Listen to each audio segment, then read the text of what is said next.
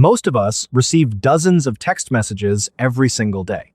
They are usually completely mundane things like a reminder to pick up milk on the way home, a funny meme from a coworker, or a quick check-in from a family member. We look at them, we type out a quick response, and we completely forget about them. But for 23-year-old Caleb Ross, a text message received on the night of the 21st of October 2020 would become a permanent, horrifying fixture in his mind. It was a message that didn't just break the silence of a cold autumn night. It was a message that defied physical reality. To understand this story, we have to look at the geography. Caleb was a graduate student studying environmental science at the University of Montana in Missoula. He was an avid outdoorsman, a guy who spent his free time mapping remote trails and studying wildlife patterns in the surrounding wilderness. He lived alone in a small rented cabin just off Highway 12, right near the edge of the Lolo National Forest. This cabin was isolated. It sat on a small clearing surrounded by massive, dense stands of ponderosa pine and Douglas fir.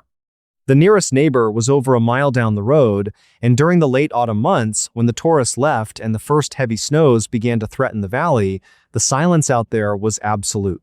It was the kind of silence that made you hyper-aware of every single noise, the wind through the needles, the creak of the porch, the scamper of small animals in the brush.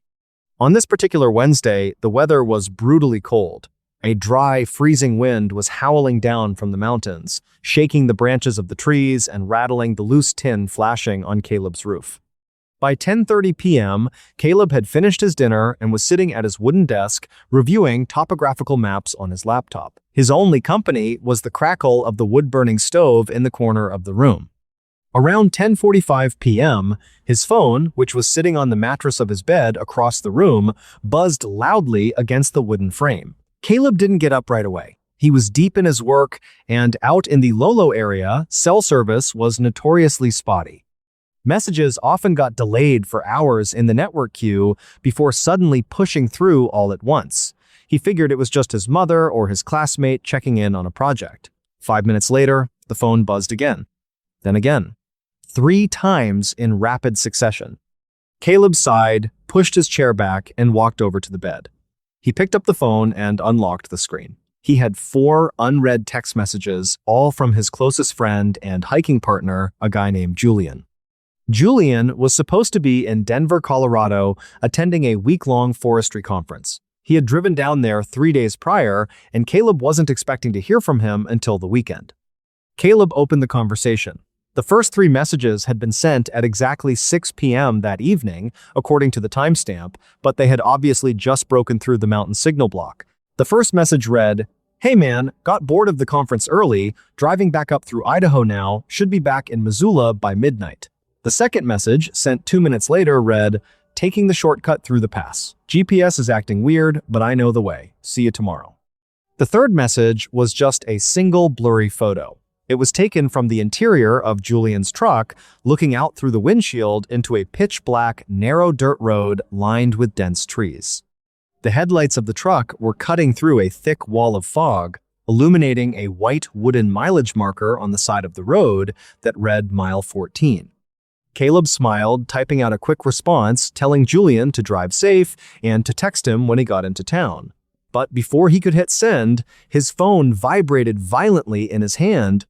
A 4th message had just arrived. The timestamp read, 10:52 p.m. current time.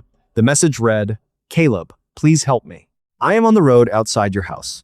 My truck broke down. It is so cold." Caleb's smile vanished. He stared at the screen, a sudden wave of confusion washing over him. The road outside his cabin wasn't a main thoroughfare. It was a private, unpaved logging track that connected directly to the highway a mile away. There was no reason for Julian to be on this road unless he was specifically coming to visit Caleb. Caleb immediately hit the call button on Julian's contact profile. The phone rang once, twice, 3 times before going straight to a robotic voicemail greeting. Caleb hung up and quickly typed, "Julian, are you outside? I didn't hear a truck pull up. Where are you?" He waited for a response, his eyes locked on the screen. The wind outside slammed against the side of the cabin, making the log walls groan. The temperature inside the room felt like it was dropping rapidly despite the roaring fire in the stove. 1 minute passed. 2 minutes. Then, the 3 little gray dots appeared on the screen, signaling that Julian was typing. Caleb held his breath. The text popped up. It read, "The headlights are dead. The battery is dead. I am walking up the driveway now. I can see your porch light. Please unlock the door." Caleb stood perfectly still in the center of his bedroom. A cold knot of anxiety began to tighten in his stomach. He looked toward the front of the cabin. The main living area had a large double-paned glass window that looked out directly over the gravel driveway and the front porch. Caleb walked out of the bedroom, his socks making no sound on the hardwood floor. He approached the window, keeping his body slightly off to the side, and reached out to part the heavy curtains. He peered outside into the freezing night. The yellow porch light was on, casting a dim, triangular glow over the wooden steps and the first 15 feet of the gravel driveway. Beyond that glow, the forest swallowed everything in total, absolute darkness. The freezing wind was whipping the branches of the pine trees back and forth, creating jumping, chaotic shadows across the gravel. The driveway was completely empty. There was no truck. There was no silhouette of a man walking up the path. There was nothing. Caleb frowned, pulling out his phone again. He checked his signal. He had 2 bars, which was normal. He typed out, "Julian, I am looking out the window right now." "You aren't in the driveway. Are you at the wrong cabin?" He hit send. The message marked as delivered instantly. Caleb kept his eyes fixed on the empty, windswept porch, waiting to see his friend walk out of the dark trees. Then, his phone buzzed again. Caleb looked down at the screen. The message from Julian read, "Look closer. I am standing right under the porch light. I am waving at you." Caleb's heart gave a violent, uncomfortable thud against his ribs. He looked back up through the glass window, his eyes scanning the small wooden porch. The yellow bulb illuminated the empty rocking chair, the stack of firewood, and the clean, bare wooden floorboards. There was absolutely nobody there. Caleb felt a cold sweat break out across his forehead. This didn't feel like Julian. Julian wasn't a prankster. He was a serious, literal-minded guy who hated horror movies and practical jokes. Caleb backed away from the window, his hand instinctively reaching for the heavy iron deadbolt on the front door, ensuring it was turned completely to the locked position. He walked back into the kitchen area, grabbed a heavy flashlight from the counter, and decided he was going to call the local sheriff's department to report a potential prowler on his property. But before he could dial 911, his phone vibrated again, a new message from Julian. The text read, "Why did you move away from the window? I can see your flashlight. Let me in. It is so cold out here." Caleb stopped breathing. He stood in the dark kitchen, the phone screen illuminating his face in a pale blue glow. Whoever was sending these messages wasn't miles away on a delayed network. They were watching him in real time. They had seen him move away from the window. They had seen him grab the flashlight. Caleb's thumbs shook as he typed, "Who is this? This isn't Julian. Stop messing with me or I am calling the police." He hit send. The response came back in less than 3 seconds. The text read, "It is Julian, Caleb. I promise. Look at the photo I just sent you." Caleb scrolled up. A new image file was loading at the bottom of the chat window. The digital progress bar crawled forward slowly, 10%, 50%, 90%, before the image finally snapped into sharp, high-definition clarity. Caleb stared at the screen, and the air left his lungs completely. The photo was a close-up shot taken from outside the cabin. It was looking directly through the double-paned glass window of the living room, focused entirely on Caleb, who was standing in the dark kitchen holding his phone. The reflection of the yellow porch light was visible in the corner of the glass, meaning the person taking the photo was standing exactly where Caleb had just been looking. But they were completely invisible to the naked eye. Caleb dropped the phone onto the kitchen counter, his mind fracturing into pure, unadulterated panic. He raised his flashlight, pointing it toward the window, and activated the high-powered beam. The bright white light hit the glass, reflecting back at him, showing nothing but the empty porch outside. Then, from the bedroom down the short hallway, came a sound. It wasn't the wind. It was the sharp, distinctive chime of a text message alert. But it didn't come from Caleb's phone. Caleb's phone was sitting right in front of him on the kitchen counter. The sound came from inside the dark bedroom, coming from the corner of the room near the closet. It was the specific default ringtone of Julian's phone.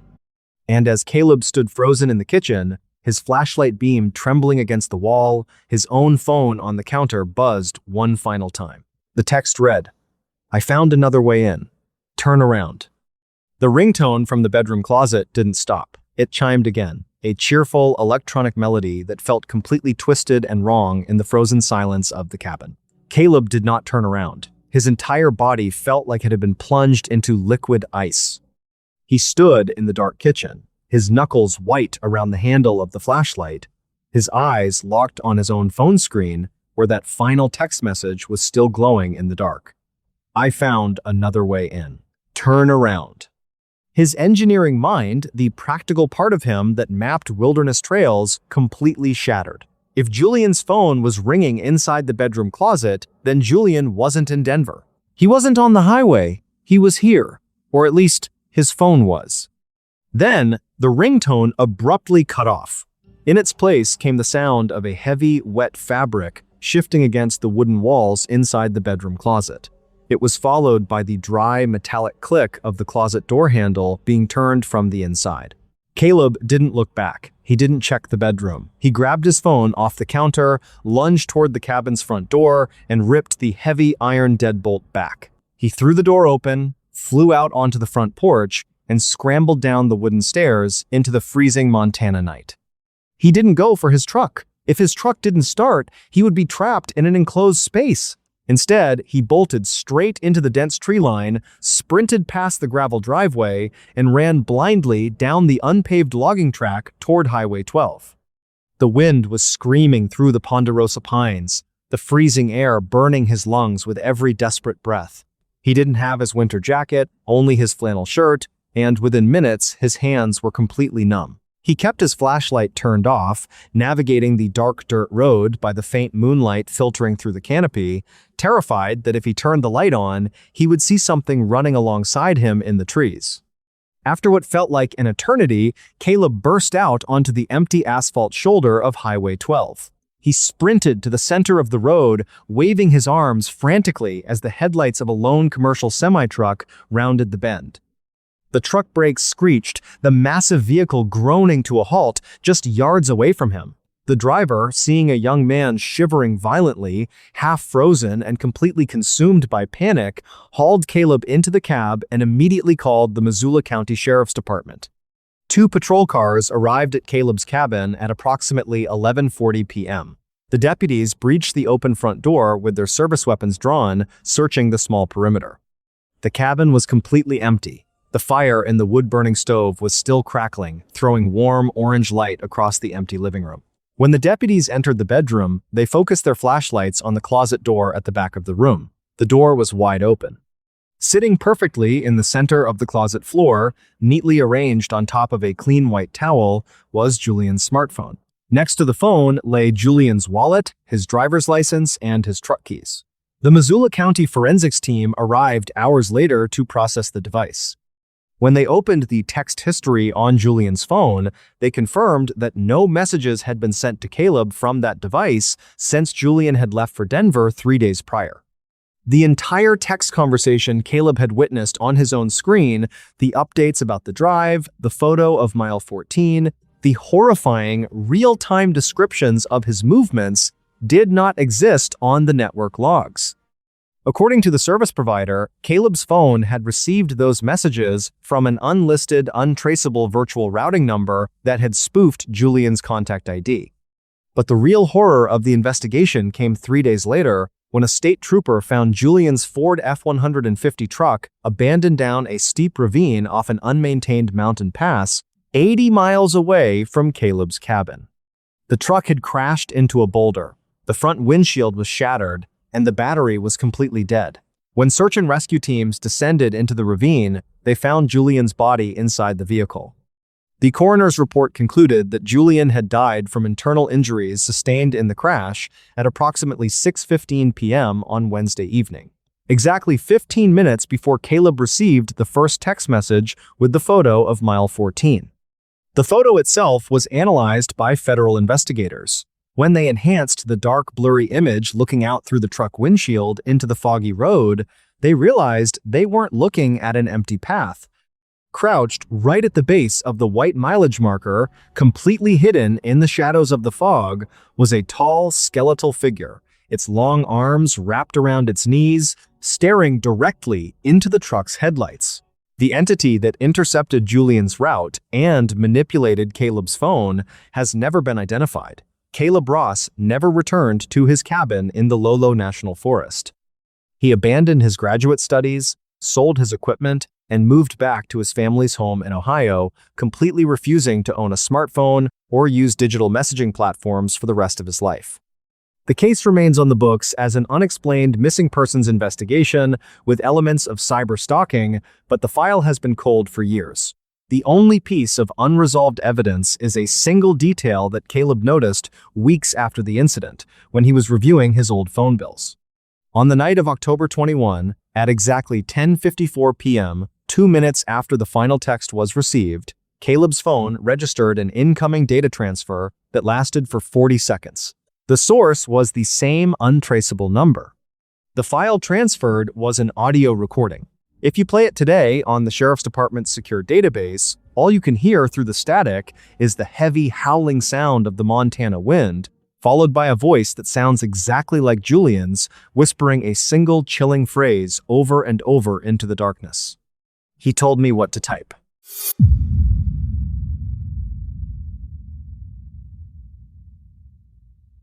Every year, thousands of urban explorers pack up their flashlights, cameras, and backpacks to venture into the abandoned remnants of America's past. They go to old, decaying hospitals, forgotten amusement parks, and hollowed-out industrial factories.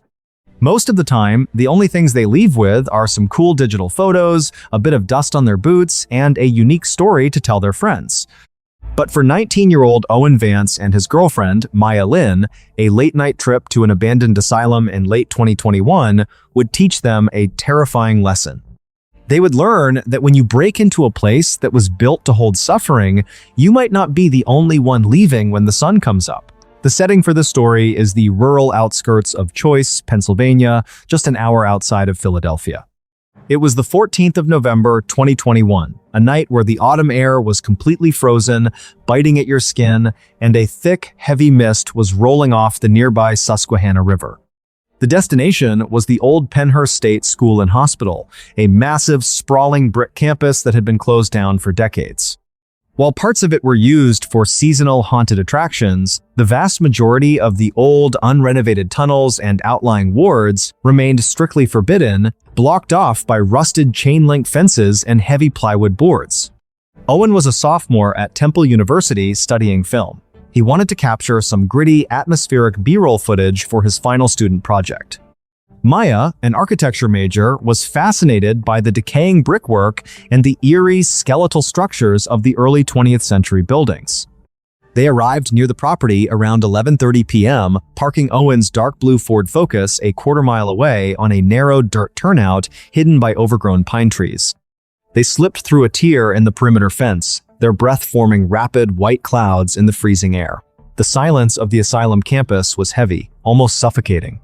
The only sound was the distant, rhythmic clicking of a loose piece of corrugated metal flapping against a roof in the biting wind.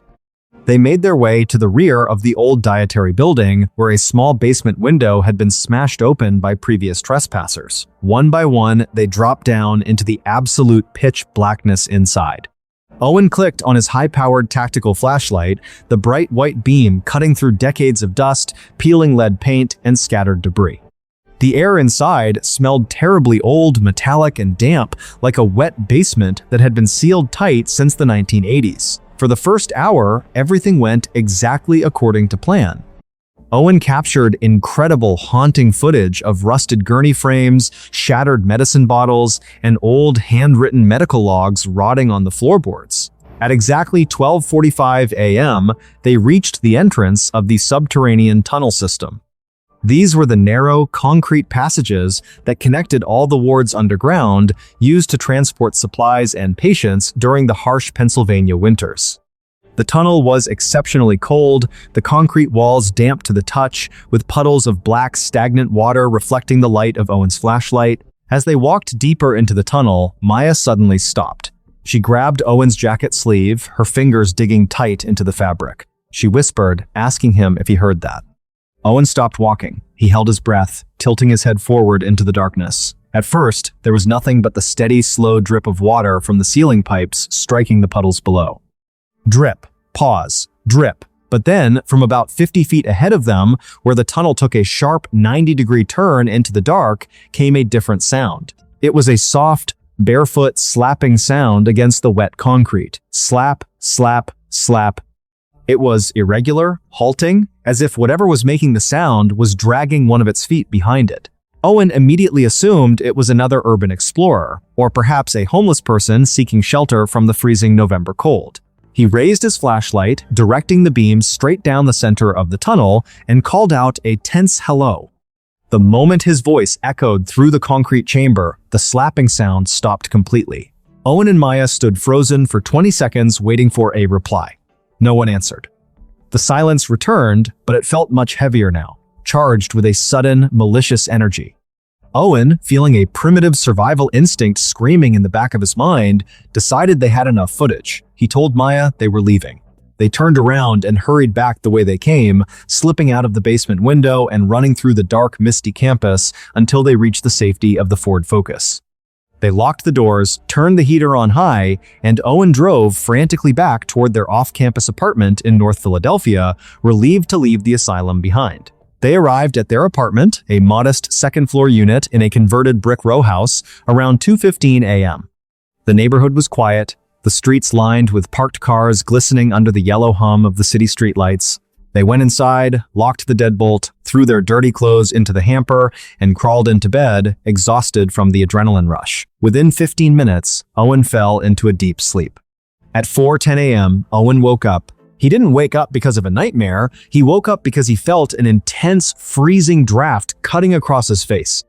The apartment was usually warm, but right now, the bedroom air was so cold, he could see his own breath rising toward the ceiling in the dim light coming from the window. Owen sat up, rubbing his eyes. He looked over at Maya, who was still fast asleep, curled under 3 layers of blankets. He figured the old radiator system had failed, or perhaps he had left the kitchen window cracked open after dinner. He slid out of bed, his bare feet hitting the freezing floorboards, and walked out into the small, narrow hallway that connected the bedroom to the living room and kitchen. The apartment was pitch black. Owen didn't want to turn on the overhead lights and wake Maya, so he used the screen of his smartphone to light his path. As he stepped into the living room, he noticed that the front door of the apartment was slightly ajar. A 2-inch gap of darkness separated the door from the wooden frame. Owen's heart skipped a beat. He was absolutely certain he had locked the deadbolt when they came home. He approached the door slowly, his hand trembling as he reached out to touch the brass handle. He looked through the gap, peering out into the dimly lit communal stairwell of the row house. The stairwell was empty. The front building door downstairs was shut tight. Owen rationalized it. He thought maybe the old frame had shifted in the cold weather, causing the lock to slip out of the strike plate. He pushed the door shut, turned the heavy deadbolt until it made a loud, reassuring click, and turned around to go back to bed. As he turned, the light from his phone screen swept across the small kitchen counter. Sitting on the center of the counter was Owen's tactical flashlight, the one he had used inside the asylum. The one he was positive he had left inside his backpack, which was currently sitting on the floor by the front door.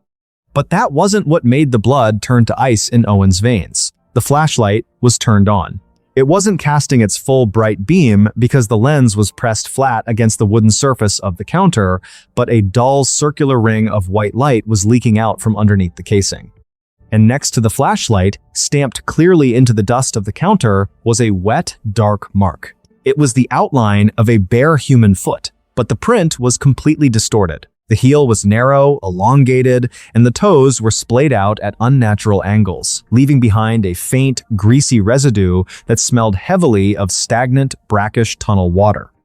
Owen stood perfectly paralyzed in the center of the dark living room, his phone trembling in his grip. The smell of the asylum tunnel, that copper-sharp, decaying stench, was suddenly filling the small apartment, growing stronger with every passing second.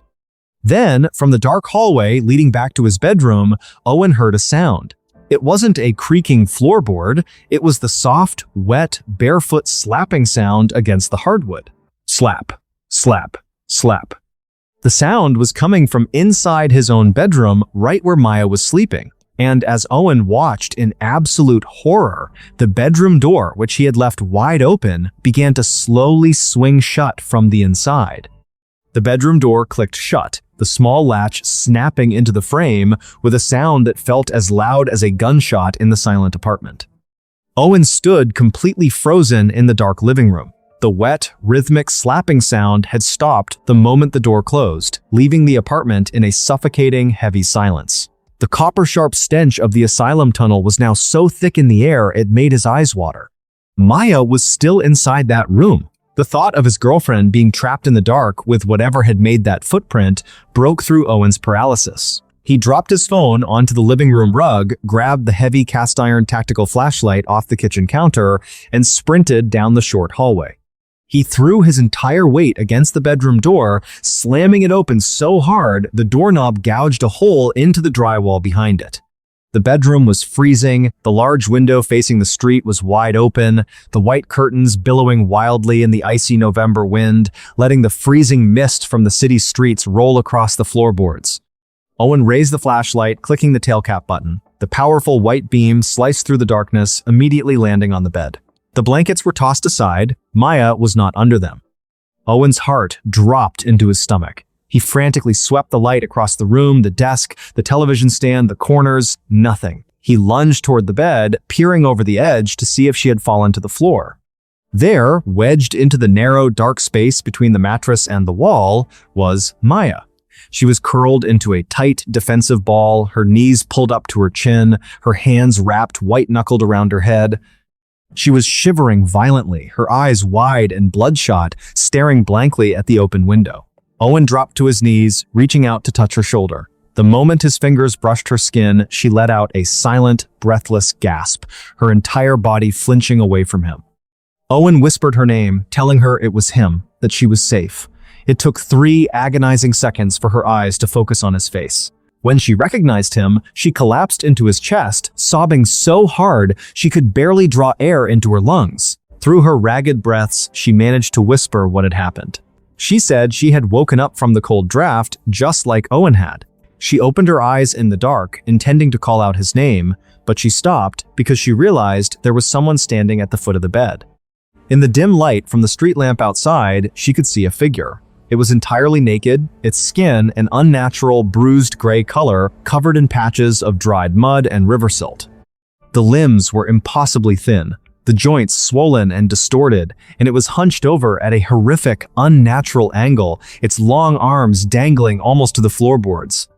Maya said the creature didn't move for a long time. It just stood there in the dark, listening to the sound of Owen walking out into the living room. Then, very slowly, it leaned forward, its hairless, smooth head stopping just inches away from her face. She said it didn't have eyes, just smooth, scarred skin where its sockets should have been, but it tilted its head from side to side, sniffing the air, letting out a faint, wet, clicking sound from deep within its throat. When it heard Owen picking up the flashlight in the kitchen, the creature didn't run out the window. It slowly backed away, pulled the bedroom door shut, and then, with absolute silence, it slid backward into the shadows of the open closet. Owen's blood ran completely cold.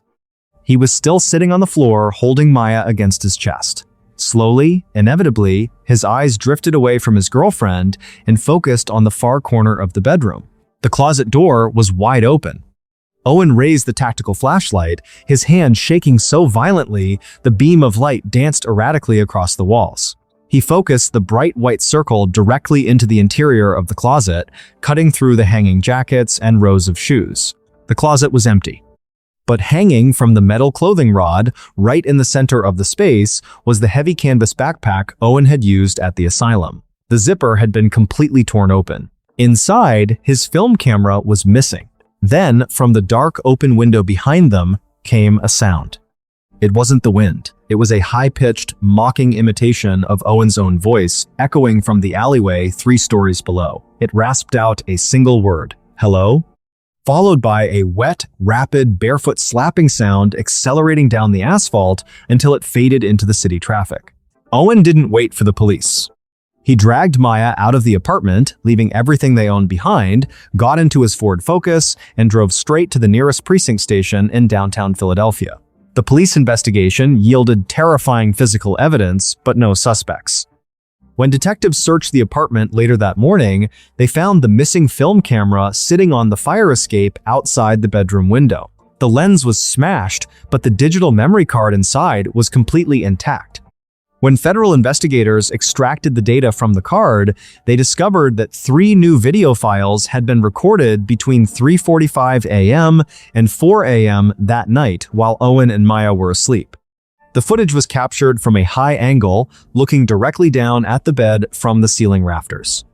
The videos showed both Owen and Maya sleeping peacefully under the blankets, completely oblivious to the fact that something was crouching directly above their heads, holding the camera with long gray fingers, filming them in the pitch blackness for 15 uninterrupted minutes.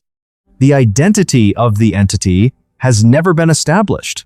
The Pennhurst State Hospital campus was placed under 24-hour armed security surveillance shortly after the incident, but no transient matching that description was ever found in the subterranean tunnels. Owen and Maya dropped out of Temple University that week. They relocated to a high-rise concrete apartment building in downtown Chicago, choosing a unit on the 22nd floor, entirely surrounded by steel, glass, and thousands of people. To this day, they refuse to travel anywhere near rural Pennsylvania, and they never go hiking or exploring. But according to Owen, the psychological damage is something they can never outrun. Because every time it rains in the city and the streets get slick and wet, he looks out his window at the crowds below, terrified that he will hear that soft, barefoot slapping sound on the pavement, and realize that whatever they woke up in those tunnels is still following them home.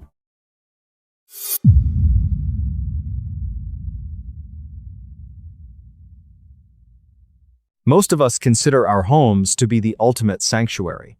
It is the one place where you can shut the front door, turn the deadbolt, and completely leave the outside world behind. When you are inside your own house, you control the environment. You control who comes in, who leaves, and what sounds are normal. But for 27-year-old Elijah Brooks, a software engineer living in the quiet suburbs of Columbus, Ohio, the winter of 2021 would shatter that sense of security forever.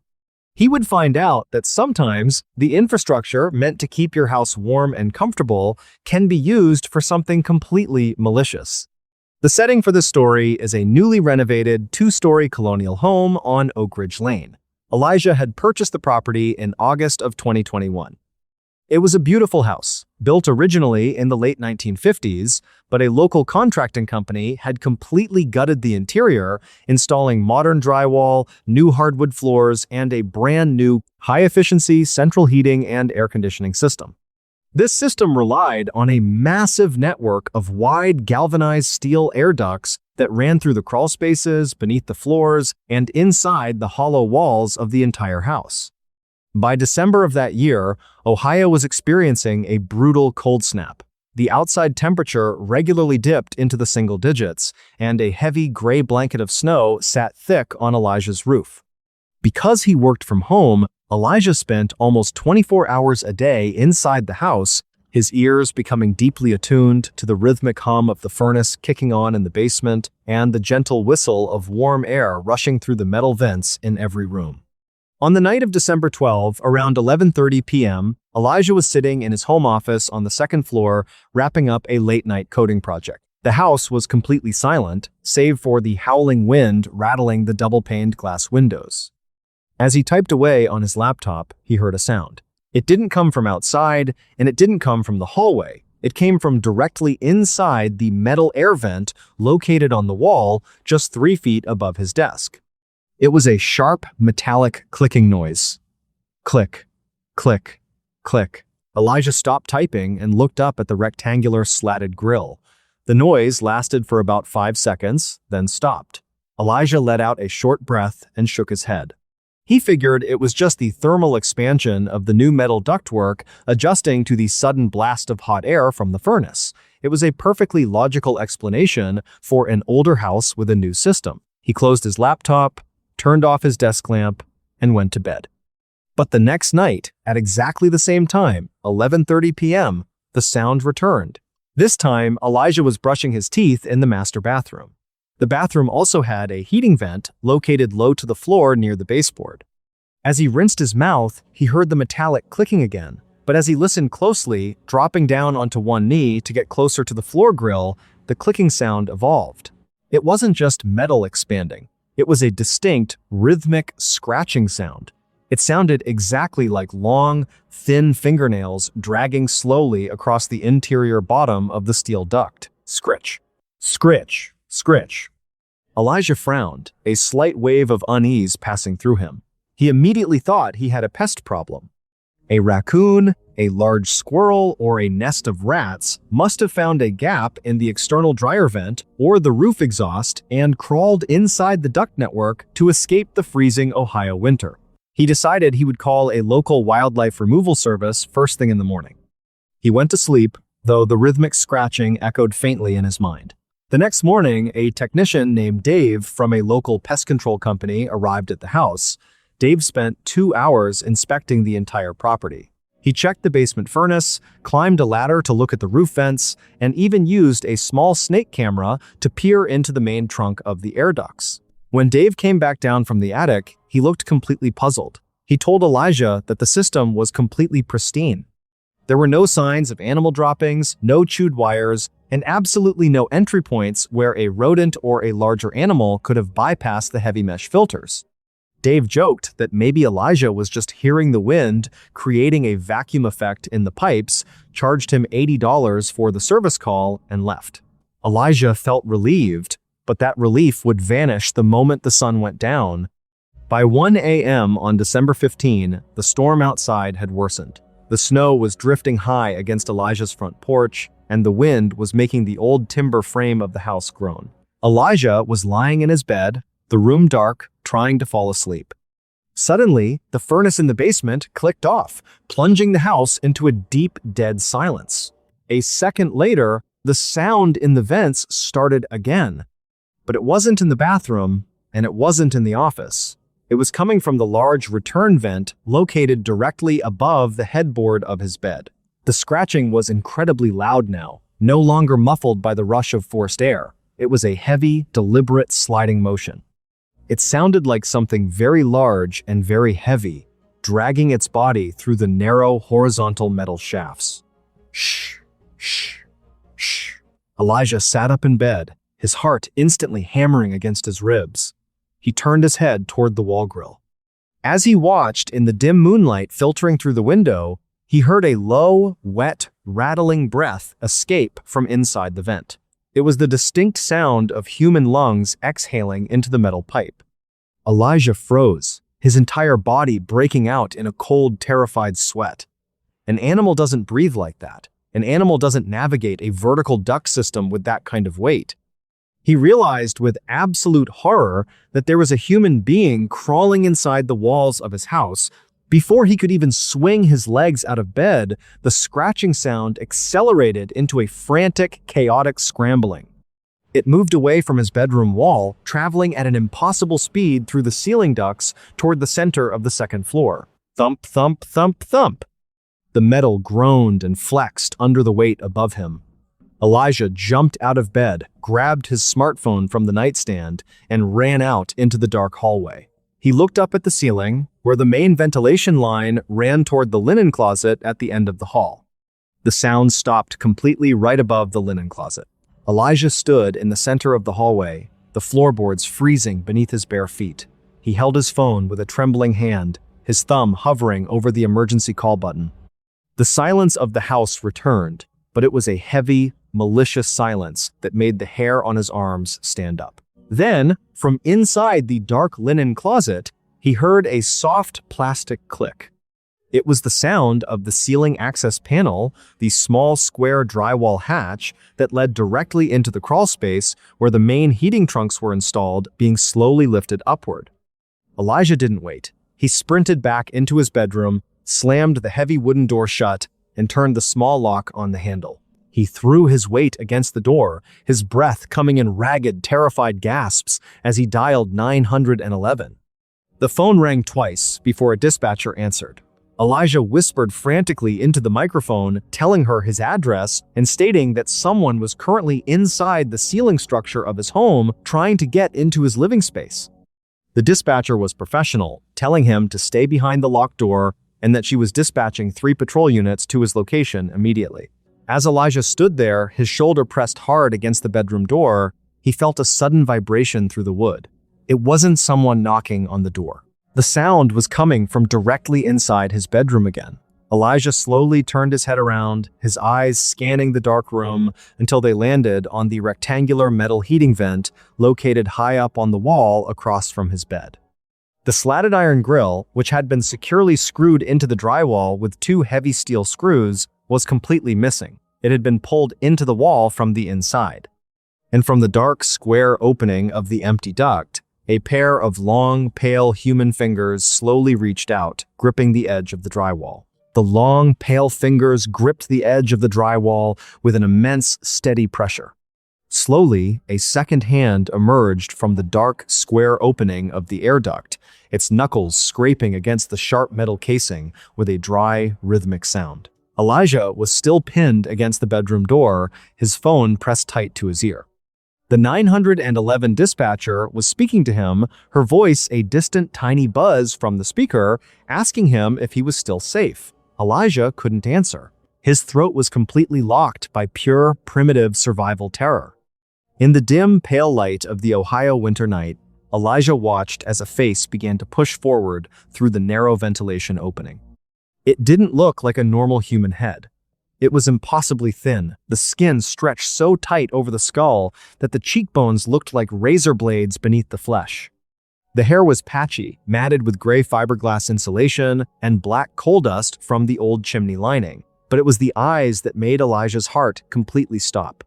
They were wide, entirely unfocused, and bloodshot, staring straight ahead into the dark room without a single blink. The individual's jaw was unhinged, sliding back and forth with that same sharp, metallic clicking sound Elijah had heard through the walls for days. The person was not trying to hide anymore. With a sickening, fluid grace that looked completely non-human, the emaciated torso began to slide out of the 10-inch duct opening. The shoulders collapsed forward, folding inward at an impossible angle to fit through the narrow steel frame. Elijah didn't wait to see the rest. He let out a breathless scream, pulled himself away from the bedroom door, and ripped the lock open. He tumbled out into the dark hallway, his bare feet skidding across the cold hardwood, and sprinted toward the stairs. Behind him, from inside the bedroom, came a heavy, wet times, thump times, as the individual dropped from the wall onto the mattress of his bed, followed by the sound of rapid, four-legged scrambling across the floorboards. Elijah flew down the wooden staircase, nearly losing his balance on the bottom step. He didn't look back.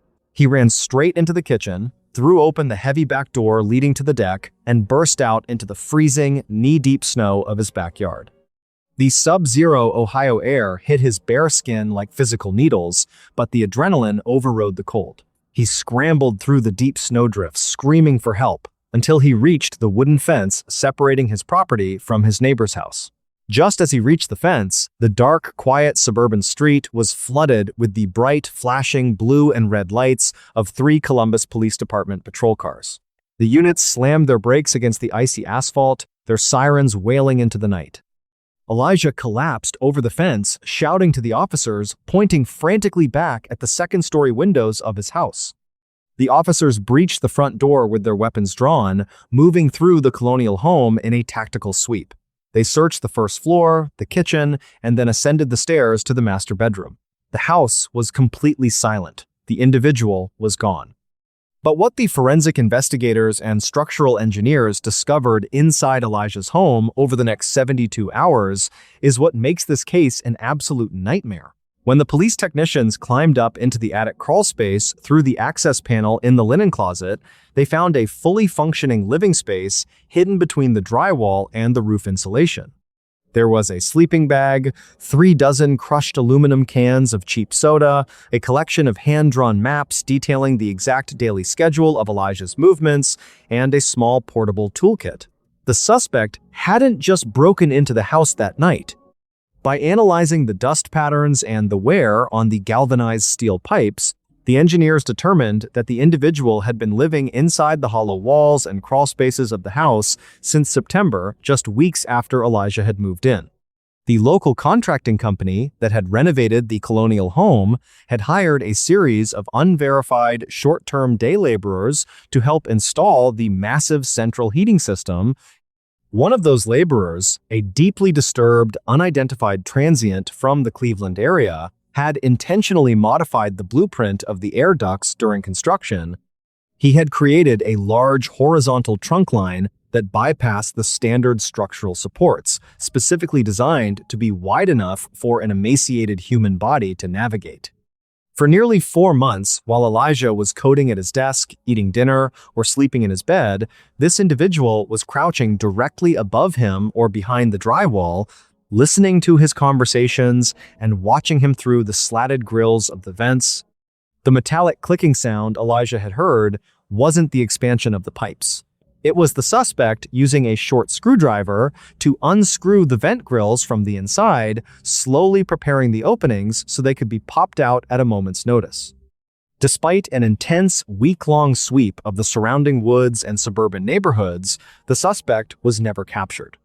He had slipped out through a hidden basement exhaust vent before the police completely surrounded the perimeter of the property. His true identity remains a John Doe file in the Columbus Police Archives. Elijah Brooks never spent another night on Oak Ridge Lane. He sold the house at a massive financial loss to a corporate development firm that eventually demolished the entire structure. He relocated to a modern apartment complex in downtown Chicago, choosing a unit that utilizes exposed concrete baseboard heating with absolutely no central air ducts or vents of any kind. Elijah managed to rebuild his life, but the psychological horror of that winter remains entirely unhealed.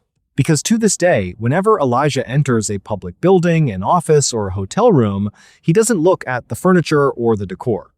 He looks straight at the walls, his eyes tracking the rectangular metal grills, his ears listening intently through the silence, terrified that he will hear a soft, rhythmic scratching sound from inside the steel and realize that someone is still listening from the vents.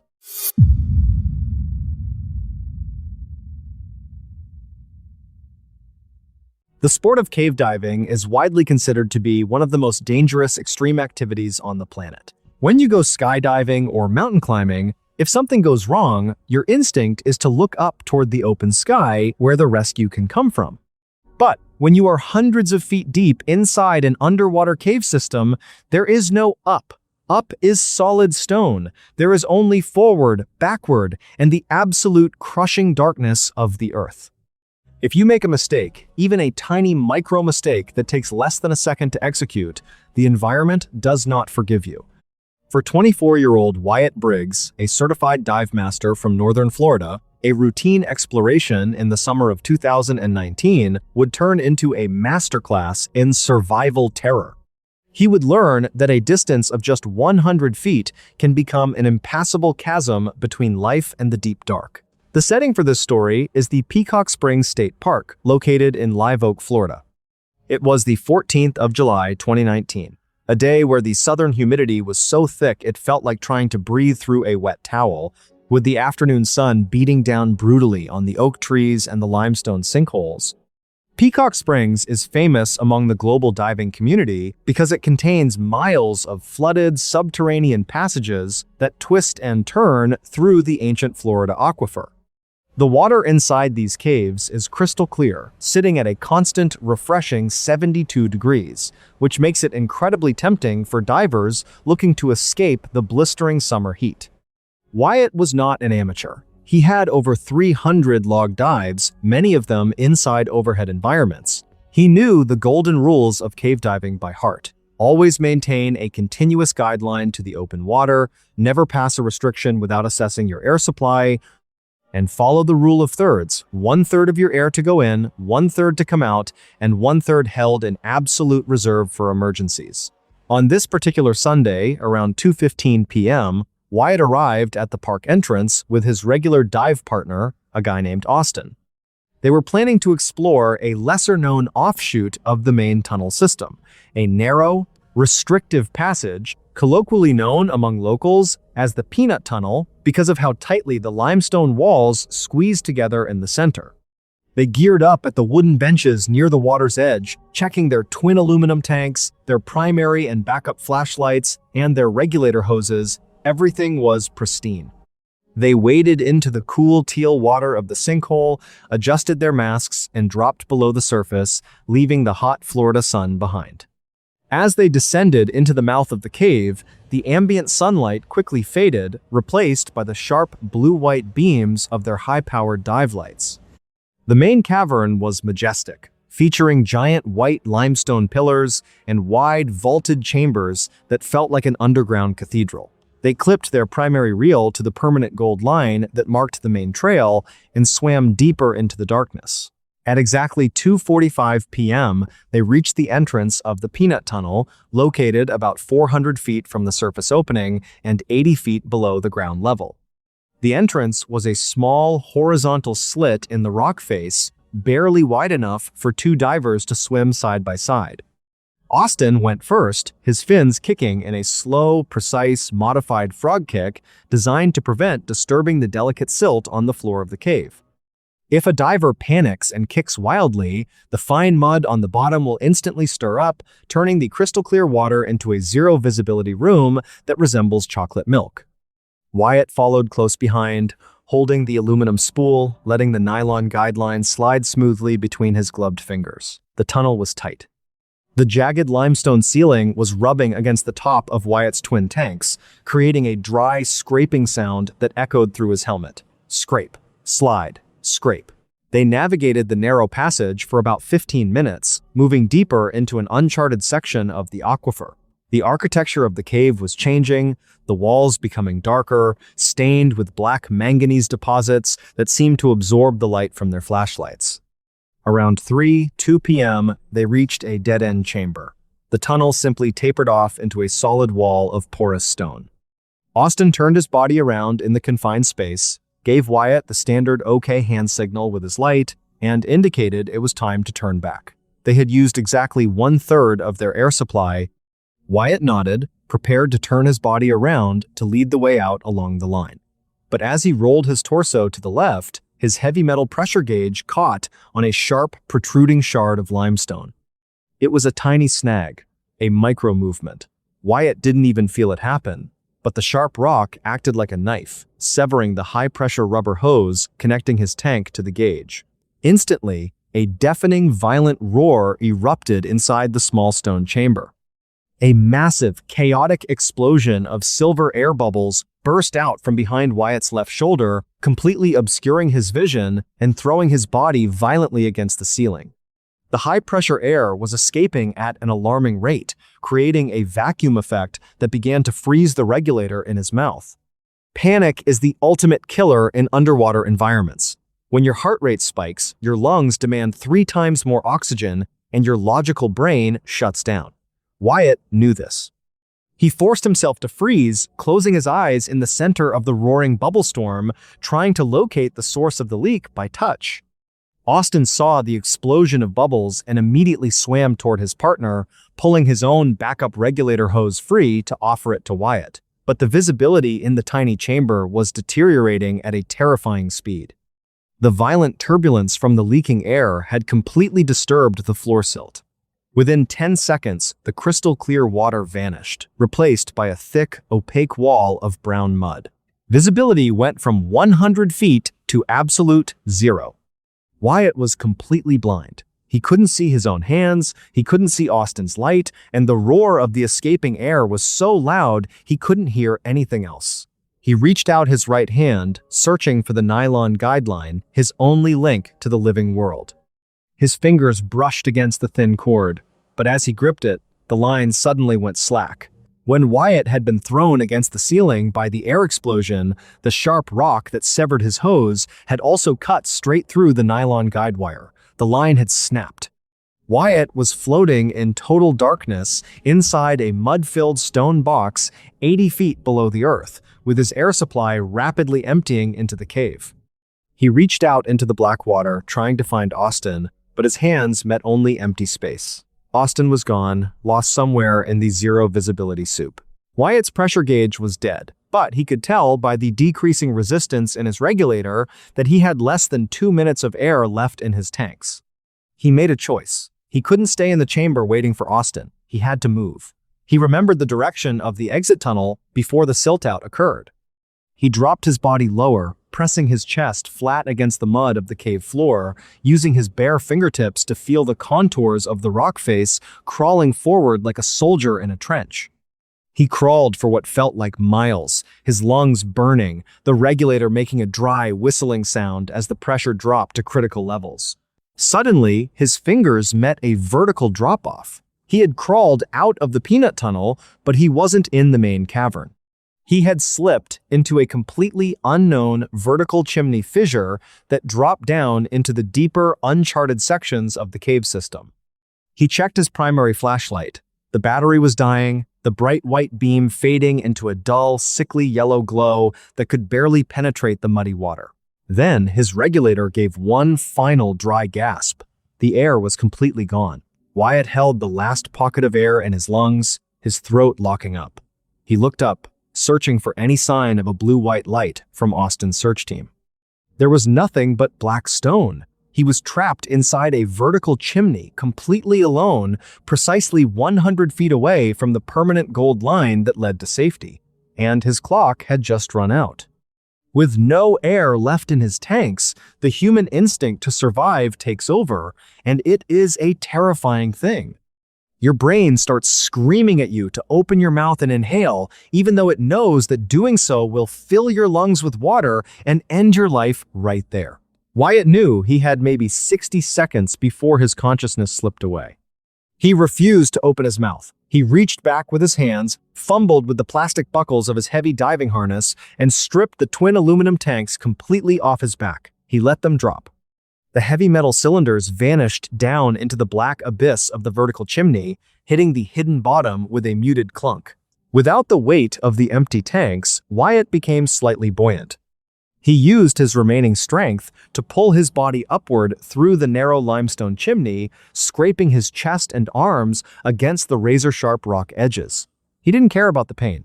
He just kept his eyes fixed on the darkness above him, praying for a miracle. As he reached the top of the vertical fissure, his vision began to tunnel. Black spots danced at the edges of his sight, and a wave of intense, warm dizziness washed over him, the first warning sign of hypoxia. He was about to pass out. Then, through the brown, muddy water, he saw it. It wasn't a flashlight. It was a faint, horizontal glint of metallic gold. Wyatt lunged forward through the water, his arms extending into the dark. His fingertips brushed against something solid and smooth. He gripped it with all his remaining force. It was the permanent gold line. When he had crawled out of the peanut tunnel, he had actually drifted sideways. He wasn't lost in an uncharted cavern, he was exactly 100 feet away from the main trail. The snapped line had disoriented him, but his blind crawl along the mud floor had brought him right to the edge of the park's main highway to safety. But Wyatt had no air. His lungs were collapsing, and his body was shutting down. He couldn't swim the 400 feet back to the surface on a single empty breath. Just as his grip began to slip from the gold line and his eyes started to roll back into his head, a bright, blinding blue-white beam of light cut through the silt right in front of his face. Another diver materialized out of the gloom. It was Austin. Austin had been searching the exit route, holding his breath and keeping his own light sweeping across the permanent line. Seeing Wyatt convulsing without his tanks, Austin lunged forward, grabbed Wyatt by the collar of his wetsuit, and shoved his own secondary regulator straight into Wyatt's mouth. Wyatt's body reacted automatically. He purged the regulator, purging the trapped water, and took a massive, desperate gulp of compressed air. The oxygen hit his brain like a physical shockwave, pulling him back from the very edge of unconsciousness. Austin didn't waste a single second. He hooked his arm under Wyatt's shoulder, pinning him tight against his side, and began to swim. They followed the gold line, moving through the main cavern at a rapid pace, completely bypassing the safety stops that divers normally take to prevent decompression sickness. They didn't have the luxury of time. Austin's tanks were running dangerously low from the rescue effort. At 3:24 p.m., the calm, sun-drenched surface of the Peacock Springs sinkhole was shattered as the two divers burst through the water, gasping for air. Austin dragged Wyatt onto the wooden steps of the dock, shouting for help. Other visitors in the park ran down the trail, hauling Wyatt out of the water and laying him flat on the grass. He was coughing up blood, his skin was blue from cyanosis, and his chest was covered in deep, bleeding lacerations from the limestone walls. Emergency medical technicians arrived 20 minutes later, administering high-flow oxygen and stabilizing Wyatt before rushing him to a specialized hyperbaric chamber in Gainesville to treat him for severe decompression sickness, commonly known as the bends. Wyatt Briggs survived the ordeal, spending over 40 total hours inside the hyperbaric chamber over the next 2 weeks to flush the nitrogen bubbles out of his bloodstream. He made a full physical recovery, though his chest and shoulders remained permanently scarred from the jagged rock of the peanut tunnel. The Florida State Park Service conducted a routine safety review of the accident site a month later. A team of recovery divers descended into the peanut tunnel to retrieve Wyatt's abandoned aluminum tanks and investigate the cause of the equipment failure. When the dive team reached the dead-end chamber where the accident had occurred, they found Wyatt's twin tanks sitting at the bottom of the chimney, exactly where he had dropped them. But when the lead diver shined his flashlight onto the limestone wall directly above the tanks, he froze. The high-pressure explosion of air from Wyatt's hose had cleared away decades of thick black manganese dust from the stone face, revealing something that had been hidden in the dark for a very long time. Carved deeply into the limestone wall, right next to the sharp rock shard that had severed Wyatt's hose, were 3 distinct horizontal tally marks, followed by a series of rough, hand-scratched letters that had been worn smooth by the water over decades. The inscription didn't look like it had been made by a dive master.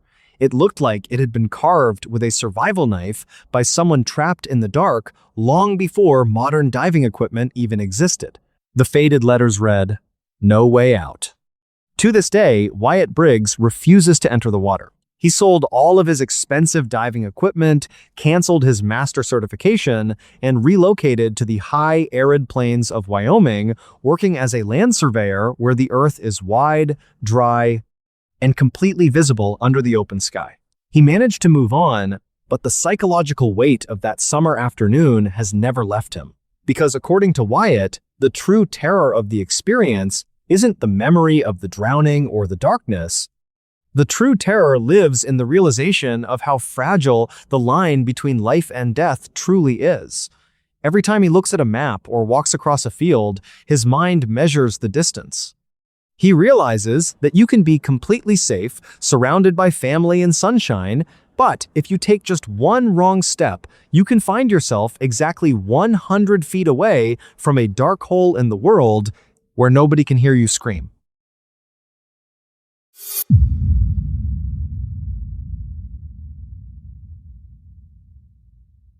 Most of us view old photographs as a gateway to nostalgia. You look at an old picture from your childhood or a vacation you took years ago, and it brings back this warm, comforting wave of memories. You remember who you were with, what the air smelled like, and exactly what was happening right before the shutter clicked. But for 25-year-old high school history teacher Julian Cross, a discovery made inside a vintage thrift shop in the winter of 2022 would flip that concept completely on its head. He would find out that a single photograph, frozen in time on a square piece of instant film, could become a window into a living nightmare. The setting for this story is the historic town of Savannah, Georgia. It was the 18th of January, 2022, a night where the southern coastal air was unusually freezing, forcing a thick, heavy sea fog to creep up from the Savannah River. This fog rolled through the cobblestone streets, wrapping itself around the ancient oak trees and the historic antebellum mansions, making the entire town feel completely isolated and heavy with secrets. Julian lived alone in a rented one-bedroom apartment on the second floor of a restored 1890s brownstone building right near Forsyth Park. He was a quiet, bookish guy who spent his weekends hunting for historical artifacts, old journals, and vintage cameras at local antique markets. On this particular Tuesday, around 4:30 p.m., just as the sun was beginning to drop below the horizon and the fog was rolling in, Julian stepped into a dusty, dimly lit thrift store called Past Tense Antiques on Broughton Street. The shop was a maze of old grandfather clocks, stacks of weathered books, and boxes of unsorted estate items. While rummaging through a wooden crate in the very back of the store, Julian's eyes landed on an old tan leather case. Inside was a vintage 1980s Polaroid Sun 600 instant camera. It was covered in a light layer of dust, but structurally it was in perfect condition. Julian, fascinated by the mechanical simplicity of old tech, bought the camera for $15, tucked it under his arm, and walked back to his apartment through the freezing fog. By 7:30 p.m., Julian was sitting at his kitchen table drinking a mug of black coffee. The apartment was completely silent, except for the rhythmic, low hiss of the steam radiator in the corner. He cleaned the camera body with a microfiber cloth, opened the bottom film bay, and was surprised to find that there was an old film cartridge still loaded inside. The mechanical counter on the back of the camera indicated that there was exactly one unexposed frame left in the pack. Curious to see if the chemical layers inside the 30-year-old film were still functional, Julian stood up, walked into his living room, and faced the large, dark window that looked out over the foggy street below.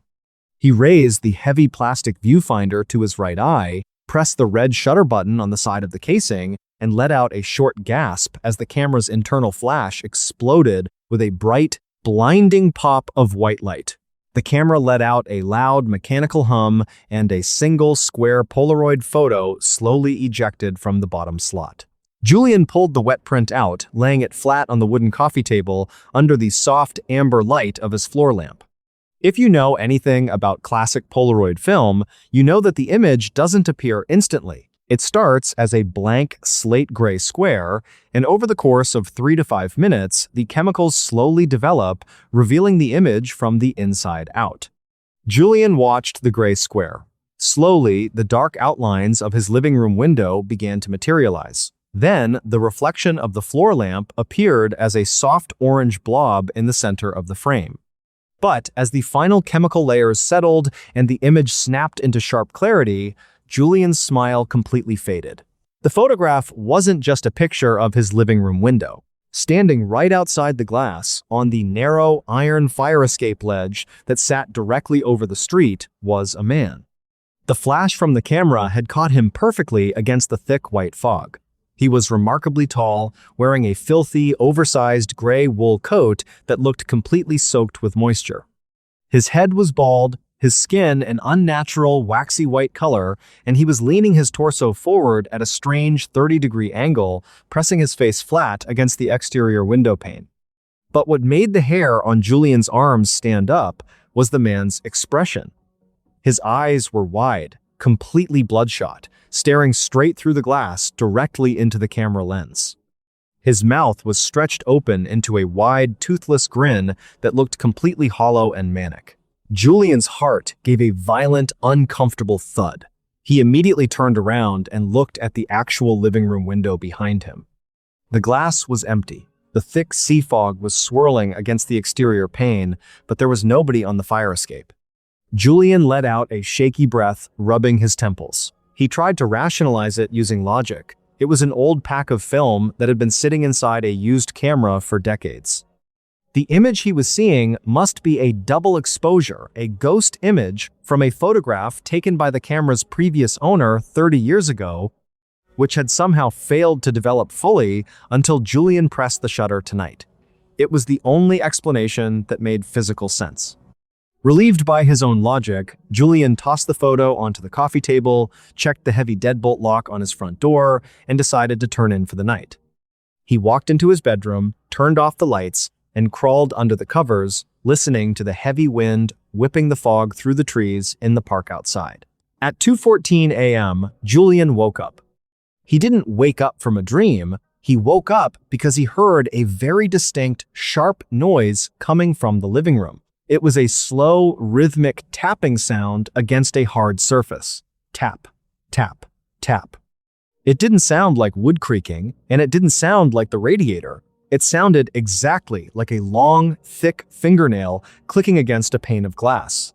Julian lay perfectly still in the dark bedroom, his muscles completely locking up as adrenaline surged through his system.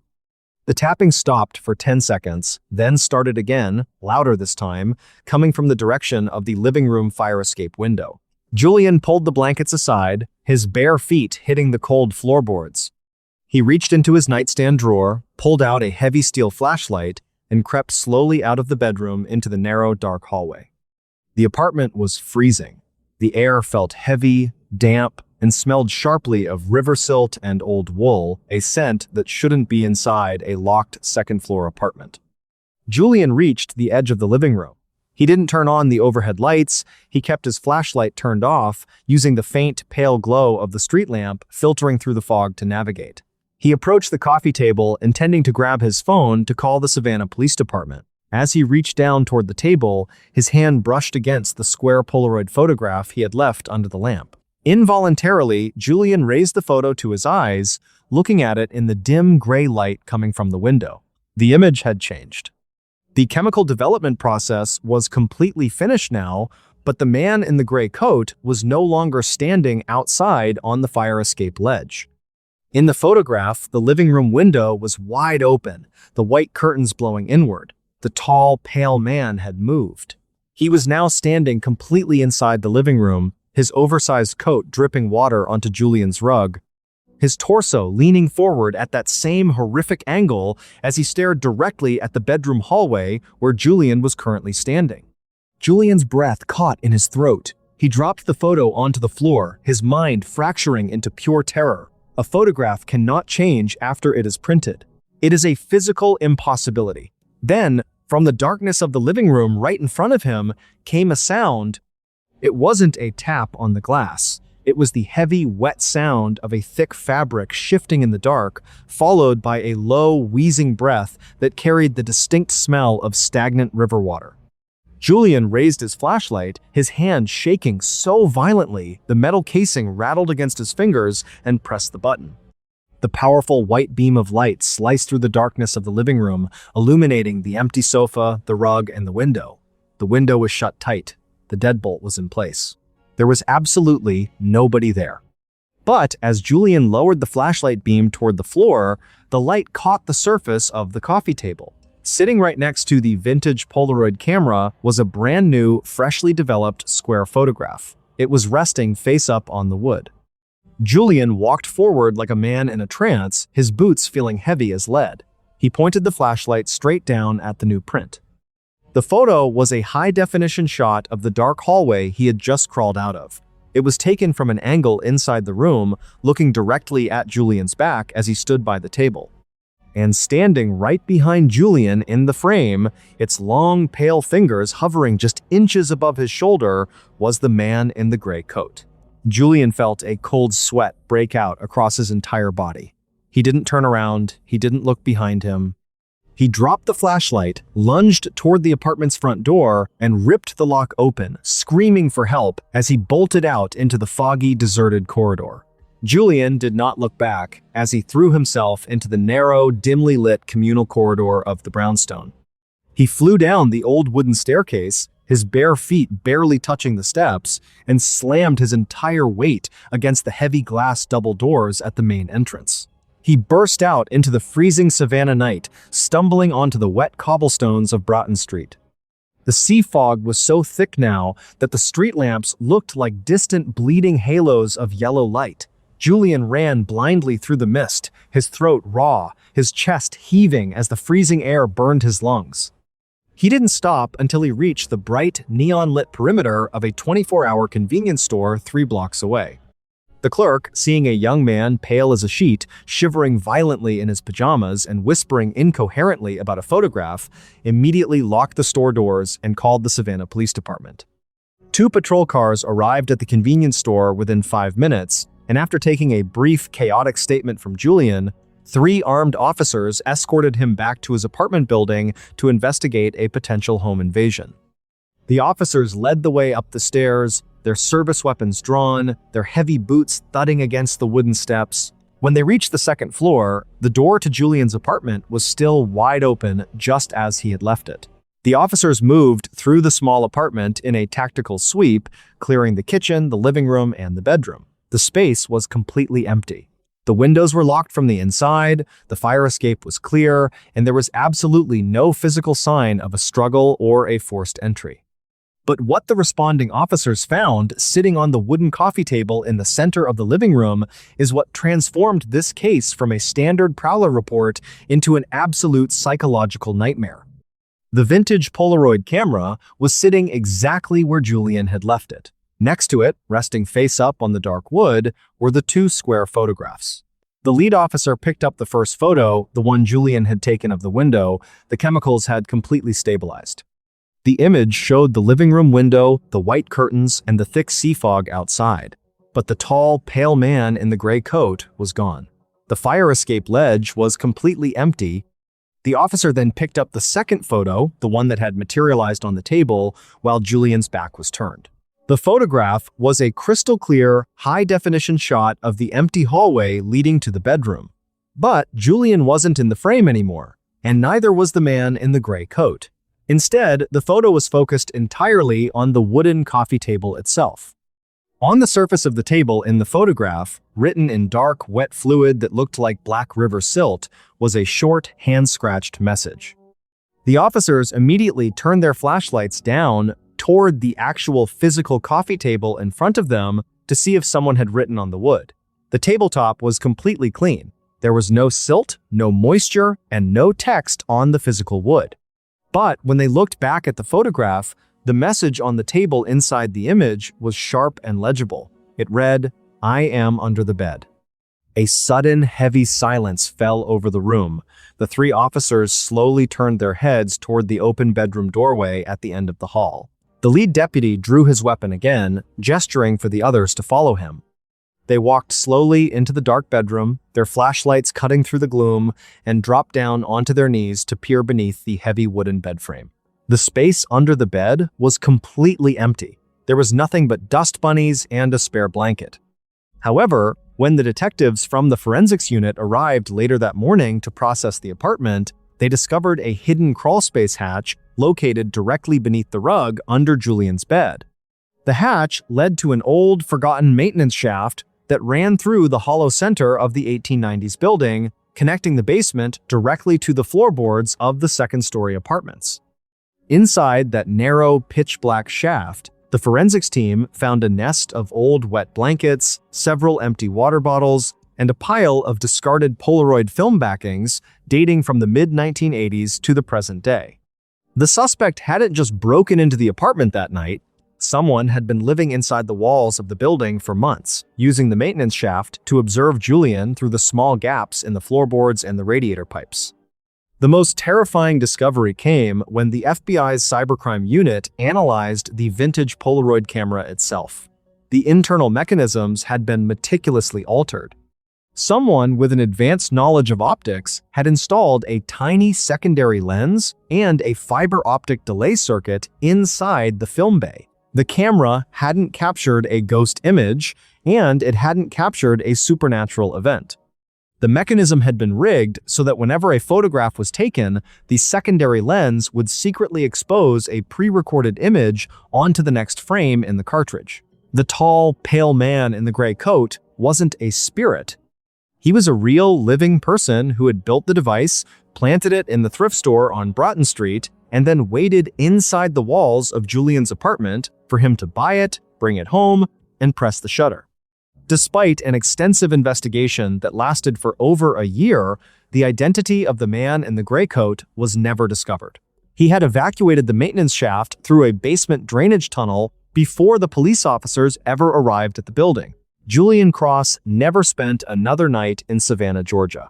He resigned from his teaching position the very next morning, packed his clothes into his car, and moved to a newly constructed concrete slab home in the desert suburbs of Phoenix, Arizona, a place with no basements, no old buildings, and absolutely no history. Julian managed to recover his routine, but the psychological scars of that January night remain completely unhealed. He refuses to look at old photographs, he does not permit cameras in his home, and he uses digital screens only when absolutely necessary for his work. Because according to Julian, the true horror of the experience isn't the memory of the freezing fog or the man's toothless grin. The true horror lives in the realization of how long he was being watched. Every time he walks into a room, his eyes involuntarily track the seams of the floorboards. He realizes that you can be completely alone, reading a book, or drinking a cup of coffee, completely convinced of your own privacy, while just inches beneath your feet, someone is sitting in the absolute dark, holding a camera, and waiting for you to take the final picture.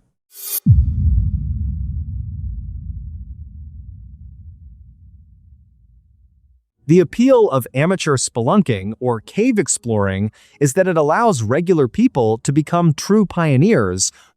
In a world where almost every square inch of the surface has been mapped by satellites, the deep underground remains one of the last places on Earth where you can step into a room where no human eye has ever looked before. But for 29-year-old high school biology teacher Brandon Cole, a weekend trip into the rugged wilderness of eastern Kentucky in the spring of 2022 would turn into a stark reminder of why some spaces were left unmapped. He would discover that being the first person to enter a cave doesn't mean you are the only thing inside it. The setting for this story is the Daniel Boone National Forest, a massive expanse of dense woods, steep sandstone cliffs, and thousands of hidden limestone sinkholes. It was the 23rd of April 2022, a damp, foggy Saturday where the spring rain had finally stopped. But the forest floor remained soaked, smelling heavily of wet moss, decaying leaves, and cold mud. Brandon was not a reckless adventurer. He was a methodical, careful guy who spent his free time documenting wild orchid species and mapping minor cave entrances for a local conservation group. He was incredibly fit, carried top-of-the-line gear, and always let the local ranger station know his general coordinates before heading out. Around 1:30 p.m., Brandon was navigating a steep, rocky ravine about 4 miles off the main hiking trail when he noticed a strange anomaly in the hillside. Hidden behind a thick curtain of tangled wild blackberry briars and overgrown ferns was a narrow horizontal fissure in the limestone rock. The opening was only about 3 feet wide, but a steady, surprisingly cold blast of air was blowing out from the darkness inside, indicating that the fissure connected to a substantial underground chamber. Brandon felt that familiar surge of excitement. He pulled out his rugged digital camera, turned on his primary high-powered headlamp, and dropped to his knees. He slid his backpack ahead of him, maneuvering his torso through the tight, muddy gap. The rock was sharp, tearing at his canvas jacket, but after a few yards of tight crawling, the ceiling suddenly vaulted upward. He stood up, brushing the wet clay from his knees, and shined his light around. He was standing in a majestic, pristine limestone cavern that dropped down at a sharp angle. The air was dead, heavy, and incredibly crisp, registering at a constant 55 degrees. The only sound was the slow, rhythmic ping of water droplets falling from distant stalactites and hitting the stone floor somewhere in the dark. For the next 2 hours, Brandon moved deeper into the cave system, completely fascinated. He followed a dry, ancient underground riverbed that twisted and turned through 3 massive chambers, each one larger than the last. He took dozens of high-definition photos of rare geological formations, his camera flash exploding with brilliant bursts of white light that briefly illuminated the ancient stone walls before plunging them back into the blue-white beam of his headlamp. At exactly 3:42 p.m., Brandon reached what appeared to be the absolute end of the cave system. He entered a long, narrow gallery that resembled a subway tunnel. The floor was covered in smooth, dark river pebbles, and the walls tapered inward until they terminated in a solid, vertical wall of jagged limestone. Brandon walked to the very back of the gallery, stopping about 10 feet away from the terminal wall. He set his backpack down on the pebbles, pulled out a fresh bottle of water, and decided to take one final panoramic photograph of the room before starting the long trek back to the surface. He raised his heavy DSLR camera to his eye, dialed the shutter speed down to allow for a long exposure, and pressed the button. The powerful external strobe flash mounted on top of the camera popped with a deafening electric crack, illuminating the entire back wall of the cave with a light as bright as the midday sun. The light vanished instantly, returning the room to the narrow beam of his headlamp. Brandon smiled, looking down at the small LCD preview screen on the back of his camera to check the exposure of the shot. As the digital image rendered on the screen, Brandon's breath caught sharply in his throat. The photograph was crystal clear. It showed the smooth pebble floor, the dark limestone walls, and the vertical rock face at the dead end.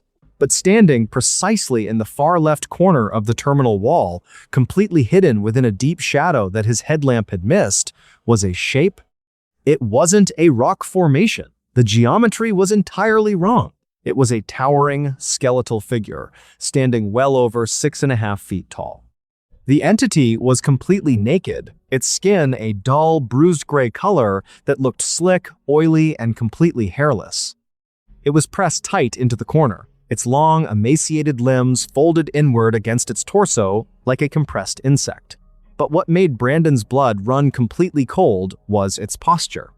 The creature's neck was unnaturally elongated, its head tilted downward at a horrific 90-degree angle, staring directly across the empty room toward the camera lens. It had no visible nose or ears, just a smooth, pale skull. But where the eyes should have been, the camera flash had caught the distinct white reflection of two massive glassy orbs. Brandon stood perfectly paralyzed in the silent gallery, the small screen of the camera illuminating his face in a pale blue glow. His logical mind tried to reject it. He told himself it was an optical illusion, a strange combination of iron deposits and shadows on the limestone wall. He slowly raised his head, his hands shaking violently as he directed the bright blue-white beam of his headlamp toward the far left corner of the back wall. The corner was empty. There was nothing but jagged gray stone and a small pool of shadow. Brandon let out a ragged, trembling breath, trying to calm his racing heart. He reached down to pick up his water bottle, his eyes still fixed on the empty corner. Then, the dead silence of the subterranean gallery was broken by a sound. It didn't come from the ceiling, and it didn't come from the tunnel behind him. It came from directly inside the solid limestone wall in the back of the cave. It was a low, dry, rhythmic scraping sound, like heavy bone dragging slowly across rough concrete. Scrape, pause, scrape, pause. And as Brandon watched in absolute, unadulterated horror, a narrow vertical crack in the stone wall, a fissure that was barely 4 inches wide, began to flex. The solid limestone groaned under an immense, impossible pressure, and a long, pale, multi-jointed finger, ending in a sharp black claw, slowly pushed out from the darkness inside the mountain. The single, pale finger hooked around the edge of the narrow rock crack, its black claw digging into the soft limestone with enough force to send a small shower of white stone dust clattering down onto the river pebbles below. Brandon could not look away. The sheer, overwhelming terror felt like a physical weight crushing his chest, freezing the air inside his lungs. He stood completely still, his headlamp trembling so badly that the beam of light danced erratically across the back wall of the cave, while his brain desperately tried to process the physical impossibility of what he was witnessing. A 4-inch crack in solid stone cannot accommodate a living creature. But then, the limestone groaned again, a deep, vibrating bass sound that resonated right through the soles of Brandon's boots. A second finger emerged, then a third. The long, multi-jointed hands began to pull the edges of the vertical fissure apart. The rock wasn't breaking, it was flexing, shifting like clay under an immense, unnatural pressure from the other side. Slowly, the smooth, hairless crown of a pale gray skull began to push through the gap. The skin was slick and wet, glistening under the blue-white beam of the headlamp, completely free of any blood or tissue despite the razor-sharp edges of the stone scraping against it. The entity was unhinging its own skeletal structure, compressing its ribs and shoulders flat to slip through a space no wider than a book. As the top half of the creature's face cleared the rock, its two massive, glassy black orbs snapped into focus. They didn't blink. They didn't adjust to the bright light. They locked instantly onto Brandon, absorbing the headlamp's glare like twin pools of ink. Its unhinged jaw slid open, and from deep within its elongated throat came a low, wet, rhythmic chattering sound, the dry clicking of bone rubbing against bone. The clicking sound echoed off the narrow walls of the gallery, magnifying until it sounded like hundreds of insects crawling inside Brandon's own ears. That sound broke Brandon's paralysis. He didn't grab his backpack. He didn't check his water bottle. He spun around on his heel, his heavy boots skidding wildly against the smooth river pebbles, and bolted down the narrow subway-like tunnel, running blindly back toward the mouth of the cave. The gallery was pitch black behind him, illuminated only by the frantic, bouncing beam of his headlamp as he ran. He sprinted through the first massive chamber, his breath coming in ragged, shallow gasps. The air in the cave, which had felt crisp and refreshing hours earlier, now felt suffocating, smelling heavily of ancient, stagnant mud and iron. Behind him, from the darkness of the tunnel he had just abandoned, came a terrifyingly fast sound. It wasn't a running stride. It was a heavy, four-legged scrambling, a rapid succession of wet, solid impacts against the stone floor. Thump, thump, thump, thump.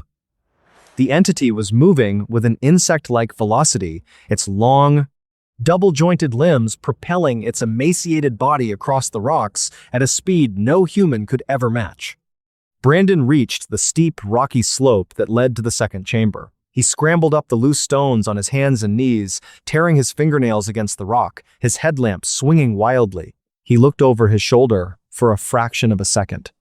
At the bottom of the slope, just 30 feet behind him, the blue-white light caught the towering gray silhouette. It was moving on all fours, its head hanging upside down from its elongated neck, its black eyes reflecting the light with a brilliant, predatory shine. The clicking sound from its throat was deafening now, vibrating through the solid stone walls of the cavern. Brandon screamed, a sound of pure, unadulterated survival panic, and threw his body forward through a narrow archway leading to the final chamber. He knew the entrance fissure was just ahead, but he also knew the entry track required a slow, tight crawl on his stomach. If he tried to crawl, the creature would catch him before his torso even cleared the gap. He reached the base of the final limestone wall, where the horizontal fissure sat hidden behind the ferns. The cold outside air was blowing inward, smelling of fresh rain and forest earth. Brandon didn't slide into the crawlway. Instead, he grabbed his heavy digital camera, which was still securely strapped around his neck, and turned around to face the dark archway. The creature burst into the chamber, its long arms reaching out, its black claws outstretched. Brandon raised the camera, targeted the center of the dark room, and slammed his finger down on the shutter button. The high-powered external strobe flash exploded with a brilliant, blinding pop of white light, completely illuminating every single corner of the limestone cavern with the intensity of a lightning strike. The creature let out a high-pitched, metallic shriek, a sound like tearing sheet metal as the sudden, intense light hit its dilated black eyes. It recoiled violently, its long limbs buckling underneath its weight as it threw its torso backward into the shadows of the rocks to escape the glare. Brandon didn't wait for the flash to recharge. He dropped the camera, threw his body flat into the mud of the fissure, and clawed his way through the narrow opening with a frantic, desperate strength. The sharp limestone tore through his jacket and cut deep lines into his back, but he didn't stop until his head burst through the curtain of wild blackberry briars into the foggy afternoon air of the forest. He tumbled out onto the wet dirt of the ravine, scrambled to his feet, and ran blindly through the dense woods of the Daniel Boone National Forest, leaving his gear, his camera, and the cave behind him forever. 3 hours later, a search and rescue team found Brandon sitting on the shoulder of a remote logging road, covered in wet clay, his clothes torn to shreds, and his back bleeding from dozens of deep lacerations. He was shivering violently despite the mild spring air, staring blankly into the trees, completely unable to speak.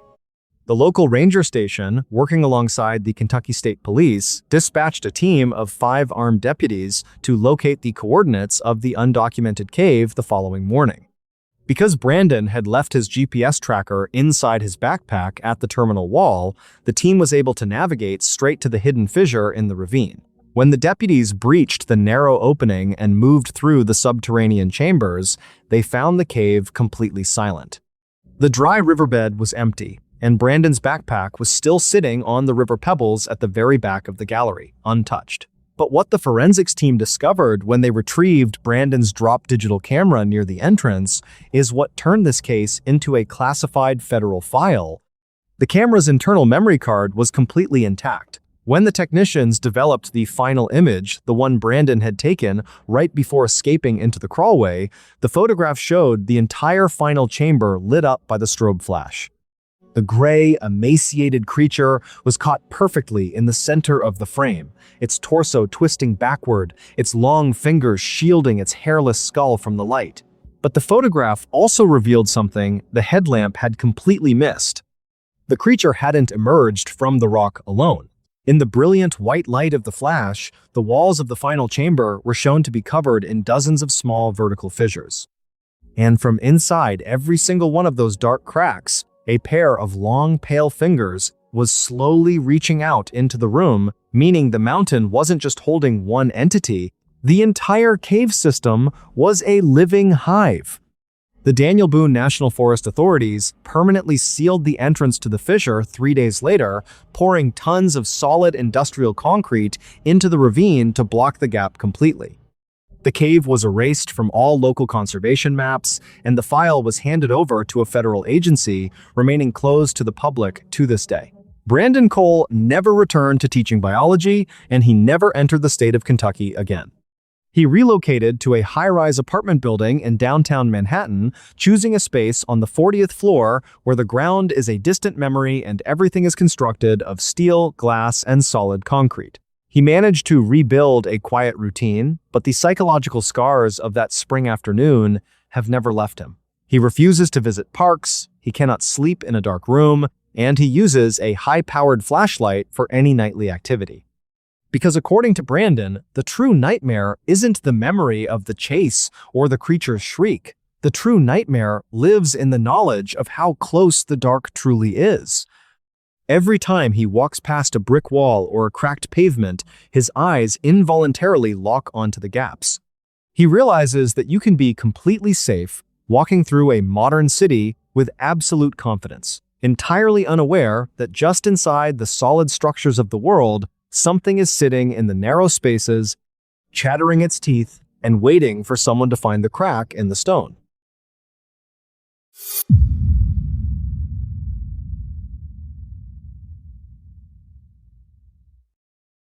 The human body is an incredibly resilient machine, but it has some very hard, non-negotiable limits. If you subject it to extreme cold, you have a very predictable window of time before hypothermia sets in, your core temperature drops, and your vital organs simply decide to turn off. When you choose to go ice fishing in the dead of winter in the northern United States, you understand this risk. You dress in heavy layers, you bring a heated shanty, and you constantly monitor the thickness of the ice beneath your boots. But for 24-year-old landscape photographer Garrett Cole, a solo trip to a frozen lake in northern Minnesota in the winter of 2021 would throw him into a situation where the cold wasn't his only enemy. He would find out that the ice doesn't just keep the water down, sometimes it traps something else entirely. The setting for the story is Lake Vermilion, a massive, deep body of water located in a remote part of St. Louis County, Minnesota. It was the 14th of January, 2021. A day where a brutal Arctic blast had pushed down from Canada, dropping the temperature to a bone-chilling -15 degrees. The wind was howling across the flat expanse of the frozen lake, creating blinding flurries of whiteout snow that completely erased the tree line on the shore. Garrett was an experienced winter outdoorsman. He had driven his four-wheel drive pickup truck out onto the ice earlier that afternoon, parking near a deep trench where he knew the winter pike liked to congregate. He had spent the last 2 hours drilling an 8-inch hole through the 20 inches of solid blue ice, setting up his portable insulated pop-up shelter, and turning on a small propane heater to keep the interior space livable. By 6:30 p.m., the winter darkness had fully arrived. The world outside his nylon shelter was an absolute freezing void, dominated only by the roaring wind. Inside, the amber glow of a battery-powered lantern cast long, flickering shadows against the fabric walls. Garrett sat on a folding bucket seat, staring down into the dark, circular hole in the center of the ice, watching his fishing line dangle into the black water below. The contrast was hypnotic. A small circle of liquid water surrounded by a frozen desert. At exactly 6:52 p.m., the propane heater let out a sharp sputter and died. Garrett cursed softly, his breath instantly forming a thick white cloud in the sudden chill. He reached down to check the gas valve, but before his fingers could touch the metal regulator, he heard a sound. It didn't come from the wind outside, and it didn't come from his truck. It came from directly beneath him, inside the ice itself. It was a heavy, dull thud. Thump. Elijah froze. In the winter, frozen lakes make a lot of noise. As the temperature drops, the ice expands and contracts, creating massive, booming cracks that sound like cannon fire echoing across the water. It is a completely normal, albeit unsettling, phenomenon. Garrett expected to hear the familiar laser-like ricochet sound of a pressure crack traveling across the lake. But this wasn't a crack. 3 seconds later, the sound happened again right at the edge of his ice hole. Thump, thump. It sounded exactly like something heavy and solid striking the underside of the 20-inch ice shelf from the water below. Garrett stood up, pulling his heavy gloves on, and grabbed his powerful tactical flashlight. He approached the edge of the hole, bending over slightly, and shined the bright white beam straight down into the water. The light penetrated the first few feet, illuminating the suspended particles of organic matter floating in the current before fading into the deep, black abyss of the lake. The water was perfectly still. Garrett shook his head, thinking a massive lake sturgeon or an oversized northern pike had simply swum up to investigate his bait and bumped into the ice. He turned away to grab his spare propane tank from the corner of the tent. As his back was turned, a sudden violent spray of freezing water erupted from the hole, splashing against the back of his heavy canvas jacket. Garrett spun around, his heart instantly hammering against his ribs. The water inside the 8-inch hole was sloshing back and forth erratically, overflowing onto the slushy ice floor of the shelter. But there was no fish on his line. The line was completely slack. Then, Garrett noticed a change in the ice surrounding the hole. The blue, solid ice had a slight transparency to it when illuminated by his lantern, and right beneath the surface, about 3 inches down into the frozen shelf, was a dark shape. Garrett dropped to his knees, pressing the lens of his tactical flashlight flat against the ice to cut through the surface glare. The white light illuminated the interior of the frozen block. Moving slowly through the solid ice, just inches beneath Garrett's knees, was a hand. It wasn't a human hand. The fingers were immeasurably long, thin, and skeletal, with gray, leathery flesh that looked completely waterlogged. The nails were pointed and black, scraping against the frozen interior with a faint, muffled ticking sound that resonated through the floor. Tick, tick, tick. Garrett let out a breathless gasp, scrambling backward until his spine hit the vertical support poles of his shelter. His mind refused to accept what his eyes were seeing. The hand was inside the ice. Not in the water beneath it, but actually embedded within the frozen molecular structure, moving through the solid mass as if it were swimming through thick mud. The dark shape moved with a sickening fluid grace, traveling in a circle around the perimeter of the fishing hole. Garrett realized with absolute certainty that whatever this thing was, it was using its claws to score the underside of the ice, systematically weakening the shelf directly beneath his folding chair. Before he could even reach for the zipper of the tent door, the ice beneath his shelter let out a horrific, splintering scream. A massive starburst fracture ripped through the center of the floor. The 8-inch fishing hole instantly collapsed outward, expanding into a jagged 3-foot chasm of black water. The sudden shift in weight caused Garrett's folding bucket seat, his tackle box, and his lantern to slide into the hole, vanishing into the lake with a heavy splash. The shelter tilted violently to the left, the nylon fabric tearing away from the frozen anchors in the wind. Garrett lunged forward, his gloved hands clawing at the slippery edge of the intact ice shelf as his legs dangled into the freezing 40-degree water below. The cold hit his lower body like an electric shock, instantly paralyzing his thigh muscles and stealing the air from his lungs. He struggled to pull himself up, his heavy winter boots filling with water, dragging him down like anchors. As he kicked his legs frantically in the dark water, trying to find a purchase against the submerged wall of the ice shelf, something brushed against his right ankle. It was a firm, freezing grip.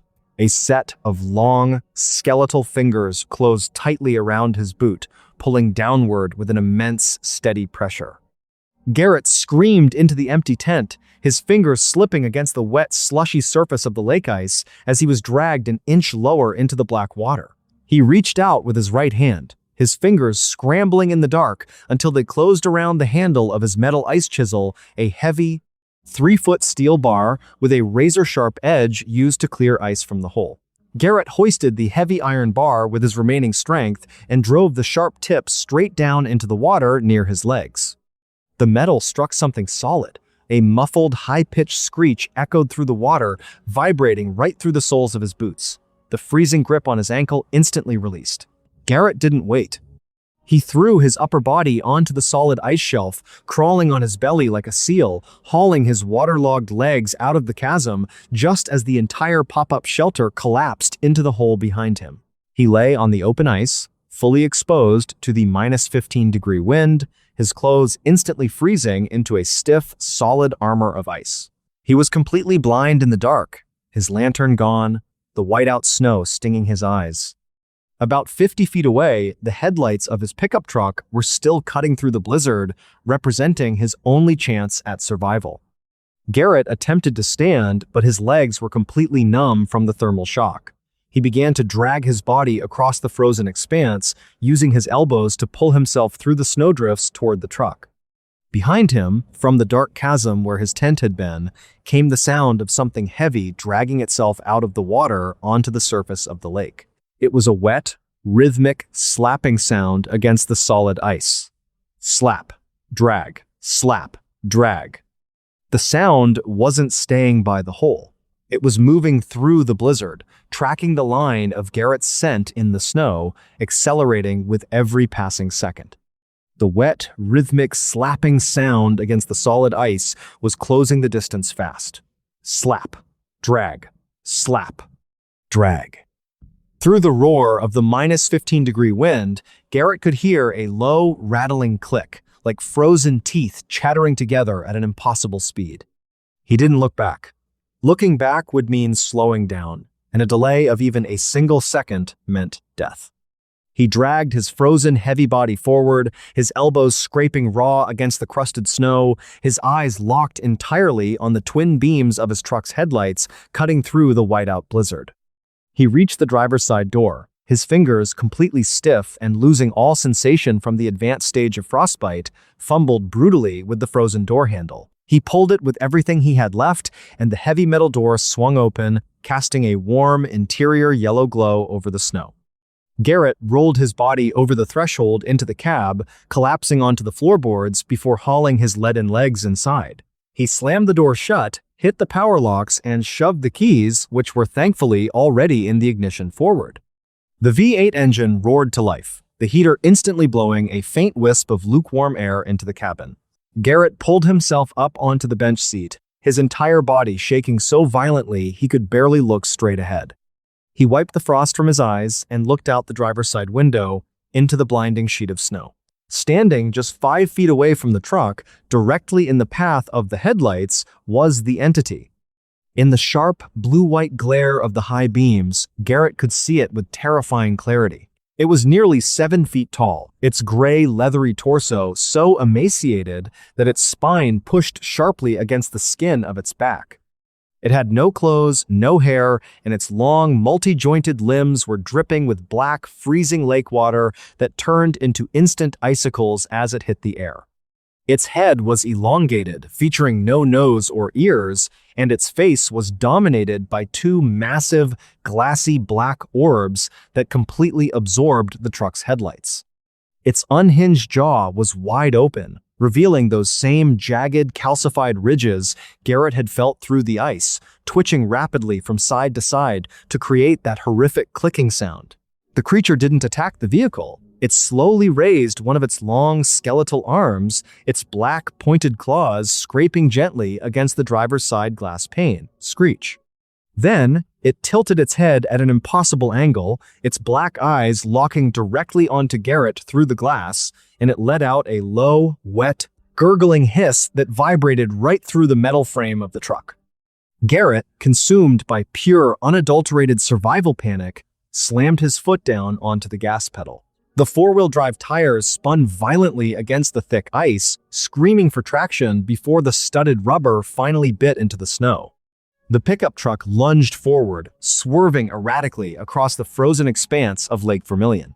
Garrett didn't follow the ice road, he just drove blindly toward the faint, distant lights of the shoreline highway, terrifyingly aware that the creature had vanished into the blizzard behind him. He reached the boat launch ramp 20 minutes later, his truck bouncing violently over the frozen shoreline rocks before hitting the safety of the salted asphalt of Route 77. He drove straight to the nearest emergency room in Virginia, Minnesota, where he was immediately admitted for severe hypothermia and advanced stage 2 frostbite on his feet and fingers. The St. Louis County Sheriff's Department launched a full investigation into the incident the following afternoon after Garrett was stabilized. A team of 3 deputies, accompanied by a local wildlife officer, drove out onto the ice to locate Garrett's abandoned equipment and assess the site of the ice collapse. When they located the coordinates of the starburst fracture, they found the portable shelter completely submerged inside the 3-foot chasm of black water, frozen solid into the ice shelf as the temperature had dropped overnight. But what the deputies found on the surface of the ice surrounding the chasm is what turned this file into an absolute psychological horror. There were no human footprints in the snow other than the deep troughs left by Garrett's elbows as he dragged himself to his truck. However, spanning a 300-foot radius around the open water, the ice was covered in hundreds of the long, 5-fingered skeletal claw marks. The marks didn't just lead away from the hole toward the truck. When the wildlife officer used a high-powered ice-penetrating radar to map the structure of the frozen shelf beneath the snow, he discovered that the entire 20-inch layer of ice for 50 yards around Garrett's fishing spot had been systematically hollowed out from below. Something had spent weeks using its claws to carve a massive subterranean network of horizontal tunnels inside the solid ice shelf channels that were just wide enough for an emaciated, leathery body to swim through, hidden completely from the view of anyone standing on the surface. This meant that the entity hadn't just chanced upon Garrett's fishing hole that evening. It had been living inside the ice shelf itself for months, moving silently beneath the feet of dozens of winter fishermen, listening to the vibrations of the augers and waiting for someone to sit alone in the dark after the sun went down. Despite an extensive sweep of the lake by state conservation officers over the next 2 winters, the entity was never seen again. The case remains an open, unsolved mystery in the St. Tep Tess. Louis County Archives categorized officially as an unexplained ice hazard and structural failure. Garrett Cole spent 3 weeks in the hospital, narrowly avoiding the amputation of his toes. He sold his landscape photography business, sold his truck, and left the state of Minnesota entirely within a month of his release. He relocated to a small town in the high, arid desert of New Mexico, where the ground is baked dry by the sun and water is a luxury found only in pipes. He managed to build a new life, but the psychological residue of that Arctic night has never left him. He refuses to travel north during the winter, he won't enter a cold room, and he uses only hot, running water for any daily activity. Because according to Garrett, the true nightmare isn't the memory of the freezing water or the creature's black eyes. The true nightmare lives in the knowledge of what lies beneath the surface of things. Every time he walks across a wooden floor or a tiled room, his body tenses up. His ears listen intently for the faint, muffled sound of something clicking against the supports from below, and he realizes that you can be completely safe, walking through your life with absolute confidence, entirely unaware that just 3 inches beneath your feet, something is waiting for the ice to break.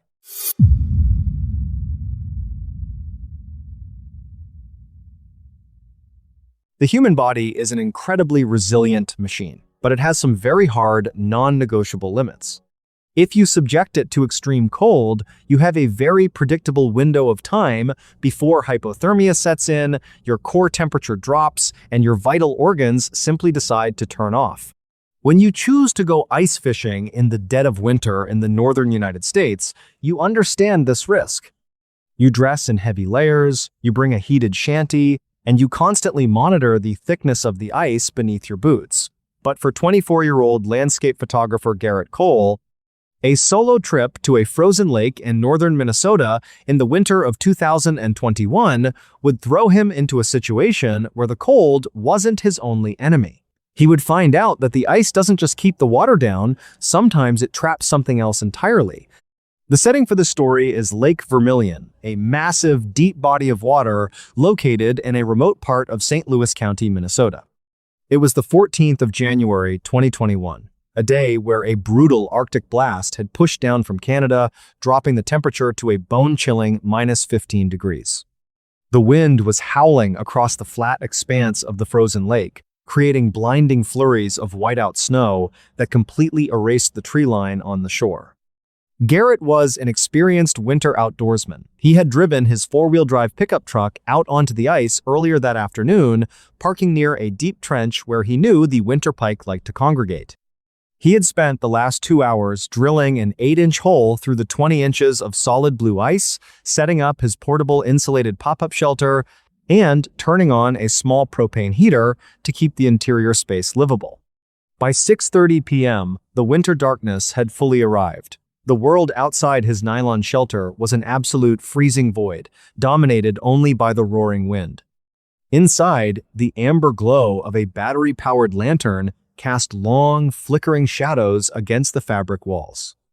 Garrett sat on a folding bucket seat, staring down into the dark, circular hole in the center of the ice, watching his fishing line dangle into the black water below. The contrast was hypnotic, a small circle of liquid water surrounded by a frozen desert. At exactly 6:52 p.m., the propane heater let out a sharp sputter and died. Garrett cursed softly, his breath instantly forming a thick white cloud in the sudden chill. He reached down to check the gas valve, but before his fingers could touch the metal regulator, he heard a sound. It didn't come from the wind outside, and it didn't come from his truck. It came from directly beneath him, inside the ice itself. It was a heavy, dull thud. Thump. Elijah froze. In the winter, frozen lakes make a lot of noise. As the temperature drops, the ice expands and contracts, creating massive, booming cracks that sound like cannon fire echoing across the water. It is a completely normal, albeit unsettling, phenomenon. Garrett expected to hear the familiar, laser-like ricochet sound of a pressure crack traveling across the lake. But this wasn't a crack. 3 seconds later, the sound happened again right at the edge of his ice hole. Thump, thump. It sounded exactly like something heavy and solid striking the underside of the 20-inch ice shelf from the water below. Garrett stood up, pulling his heavy gloves on, and grabbed his powerful tactical flashlight. He approached the edge of the hole, bending over slightly, and shined the bright white beam straight down into the water. The light penetrated the first few feet, illuminating the suspended particles of organic matter floating in the current before fading into the deep, black abyss of the lake. The water was perfectly still. Garrett shook his head, thinking a massive lake sturgeon or an oversized northern pike had simply swum up to investigate his bait and bumped into the ice. He turned away to grab his spare propane tank from the corner of the tent. As his back was turned, a sudden violent spray of freezing water erupted from the hole, splashing against the back of his heavy canvas jacket. Garrett spun around, his heart instantly hammering against his ribs. The water inside the 8-inch hole was sloshing back and forth erratically, overflowing onto the slushy ice floor of the shelter. But there was no fish on his line. The line was completely slack. Then, Garrett noticed a change in the ice surrounding the hole. The blue, solid ice had a slight transparency to it when illuminated by his lantern, and right beneath the surface, about 3 inches down into the frozen shelf, was a dark shape. Garrett dropped to his knees, pressing the lens of his tactical flashlight flat against the ice to cut through the surface glare. The white light illuminated the interior of the frozen block. Moving slowly through the solid ice, just inches beneath Garrett's knees, was a hand. It wasn't a human hand. The fingers were immeasurably long, thin, and skeletal, with gray, leathery flesh that looked completely waterlogged. The nails were pointed and black, scraping against the frozen interior with a faint, muffled ticking sound that resonated through the floor. Tick, tick, tick. Garrett let out a breathless gasp, scrambling backward until his spine hit the vertical support poles of his shelter. His mind refused to accept what his eyes were seeing. The hand was inside the ice. Not in the water beneath it, but actually embedded within the frozen molecular structure, moving through the solid mass as if it were swimming through thick mud. The dark shape moved with a sickening fluid grace, traveling in a circle around the perimeter of the fishing hole. Garrett realized with absolute certainty that whatever this thing was, it was using its claws to score the underside of the ice, systematically weakening the shelf directly beneath his folding chair. Before he could even reach for the zipper of the tent door, the ice beneath his shelter let out a horrific, splintering scream.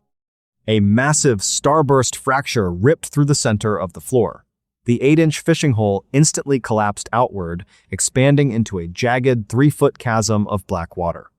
The sudden shift in weight caused Garrett's folding bucket seat, his tackle box, and his lantern to slide into the hole, vanishing into the lake with a heavy splash. The shelter tilted violently to the left, the nylon fabric tearing away from the frozen anchors in the wind. Garrett lunged forward, his gloved hands clawing at the slippery edge of the intact ice shelf as his legs dangled into the freezing 40-degree water below. The cold hit his lower body like an electric shock, instantly paralyzing his thigh muscles and stealing the air from his lungs. He struggled to pull himself up, his heavy winter boots filling with water, dragging him down like anchors. As he kicked his legs frantically in the dark water, trying to find a purchase against the submerged wall of the ice shelf, something brushed against his right ankle. It was a firm, freezing grip. A set of long, skeletal fingers closed tightly around his boot, pulling downward with an immense, steady pressure. Garrett screamed into the empty tent, his fingers slipping against the wet, slushy surface of the lake ice as he was dragged an inch lower into the black water. He reached out with his right hand, his fingers scrambling in the dark until they closed around the handle of his metal ice chisel, a heavy, 3-foot steel bar with a razor-sharp edge used to clear ice from the hole. Garrett hoisted the heavy iron bar with his remaining strength and drove the sharp tip straight down into the water near his legs. The metal struck something solid. A muffled, high-pitched screech echoed through the water, vibrating right through the soles of his boots. The freezing grip on his ankle instantly released. Garrett didn't wait. He threw his upper body onto the solid ice shelf, crawling on his belly like a seal, hauling his waterlogged legs out of the chasm just as the entire pop-up shelter collapsed into the hole behind him. He lay on the open ice, fully exposed to the -15-degree wind, his clothes instantly freezing into a stiff, solid armor of ice. He was completely blind in the dark, his lantern gone, the whiteout snow stinging his eyes. About 50 feet away, the headlights of his pickup truck were still cutting through the blizzard, representing his only chance at survival. Garrett attempted to stand, but his legs were completely numb from the thermal shock. He began to drag his body across the frozen expanse, using his elbows to pull himself through the snowdrifts toward the truck. Behind him, from the dark chasm where his tent had been, came the sound of something heavy dragging itself out of the water onto the surface of the lake. It was a wet, rhythmic, slapping sound against the solid ice. Slap, drag, slap, drag. The sound wasn't staying by the hole. It was moving through the blizzard, tracking the line of Garrett's scent in the snow, accelerating with every passing second. The wet, rhythmic slapping sound against the solid ice was closing the distance fast. Slap, drag, slap, drag. Through the roar of the -15-degree wind, Garrett could hear a low, rattling click, like frozen teeth chattering together at an impossible speed. He didn't look back. Looking back would mean slowing down, and a delay of even a single second meant death. He dragged his frozen, heavy body forward, his elbows scraping raw against the crusted snow, his eyes locked entirely on the twin beams of his truck's headlights cutting through the whiteout blizzard. He reached the driver's side door, his fingers completely stiff and losing all sensation from the advanced stage of frostbite, fumbled brutally with the frozen door handle. He pulled it with everything he had left, and the heavy metal door swung open, casting a warm, interior yellow glow over the snow. Garrett rolled his body over the threshold into the cab, collapsing onto the floorboards before hauling his leaden legs inside.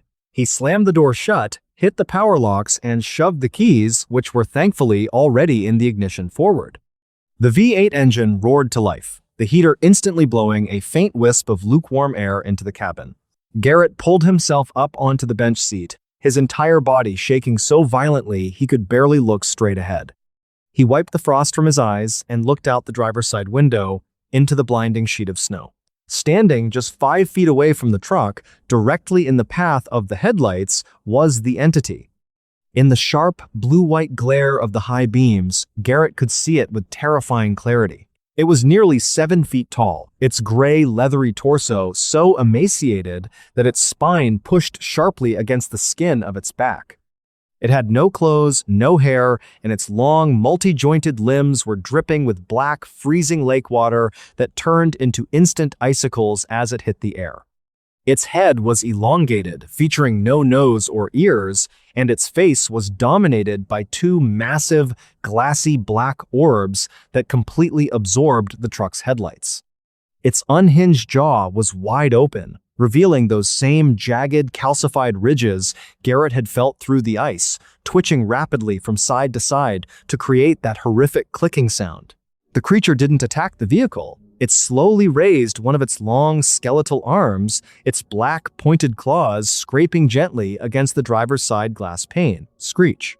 Then, it tilted its head at an impossible angle, its black eyes locking directly onto Garrett through the glass, and it let out a low, wet, gurgling hiss that vibrated right through the metal frame of the truck. Garrett, consumed by pure, unadulterated survival panic, slammed his foot down onto the gas pedal. The 4-wheel drive tires spun violently against the thick ice, screaming for traction before the studded rubber finally bit into the snow. The pickup truck lunged forward, swerving erratically across the frozen expanse of Lake Vermilion. Garrett didn't follow the ice road, he just drove blindly toward the faint, distant lights of the shoreline highway, terrifyingly aware that the creature had vanished into the blizzard behind him. He reached the boat launch ramp 20 minutes later, his truck bouncing violently over the frozen shoreline rocks before hitting the safety of the salted asphalt of Route 77. He drove straight to the nearest emergency room in Virginia, Minnesota, where he was immediately admitted for severe hypothermia and advanced stage 2 frostbite on his feet and fingers. The St. Louis County Sheriff's Department launched a full investigation into the incident the following afternoon after Garrett was stabilized. A team of 3 deputies, accompanied by a local wildlife officer, drove out onto the ice to locate Garrett's abandoned equipment and assess the site of the ice collapse. When they located the coordinates of the starburst fracture, they found the portable shelter completely submerged inside the 3-foot chasm of black water, frozen solid into the ice shelf as the temperature had dropped overnight. But what the deputies found on the surface of the ice surrounding the chasm is what turned this file into an absolute psychological horror. There were no human footprints in the snow other than the deep troughs left by Garrett's elbows as he dragged himself to his truck. However, spanning a 300-foot radius around the open water, the ice was covered in hundreds of the long, 5-fingered skeletal claw marks, The marks didn't just lead away from the hole toward the truck. When the wildlife officer used a high-powered ice-penetrating radar to map the structure of the frozen shelf beneath the snow, he discovered that the entire 20-inch layer of ice for 50 yards around Garrett's fishing spot had been systematically hollowed out from below. Something had spent weeks using its claws to carve a massive subterranean network of horizontal tunnels inside the solid ice shelf channels that were just wide enough for an emaciated, leathery body to swim through, hidden completely from the view of anyone standing on the surface.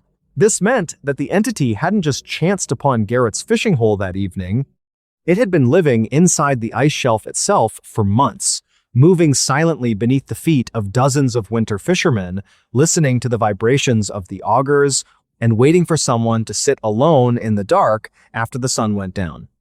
Despite an extensive sweep of the lake by state conservation officers over the next 2 winters, the entity was never seen again. The case remains an open, unsolved mystery in the St. Tep Tess.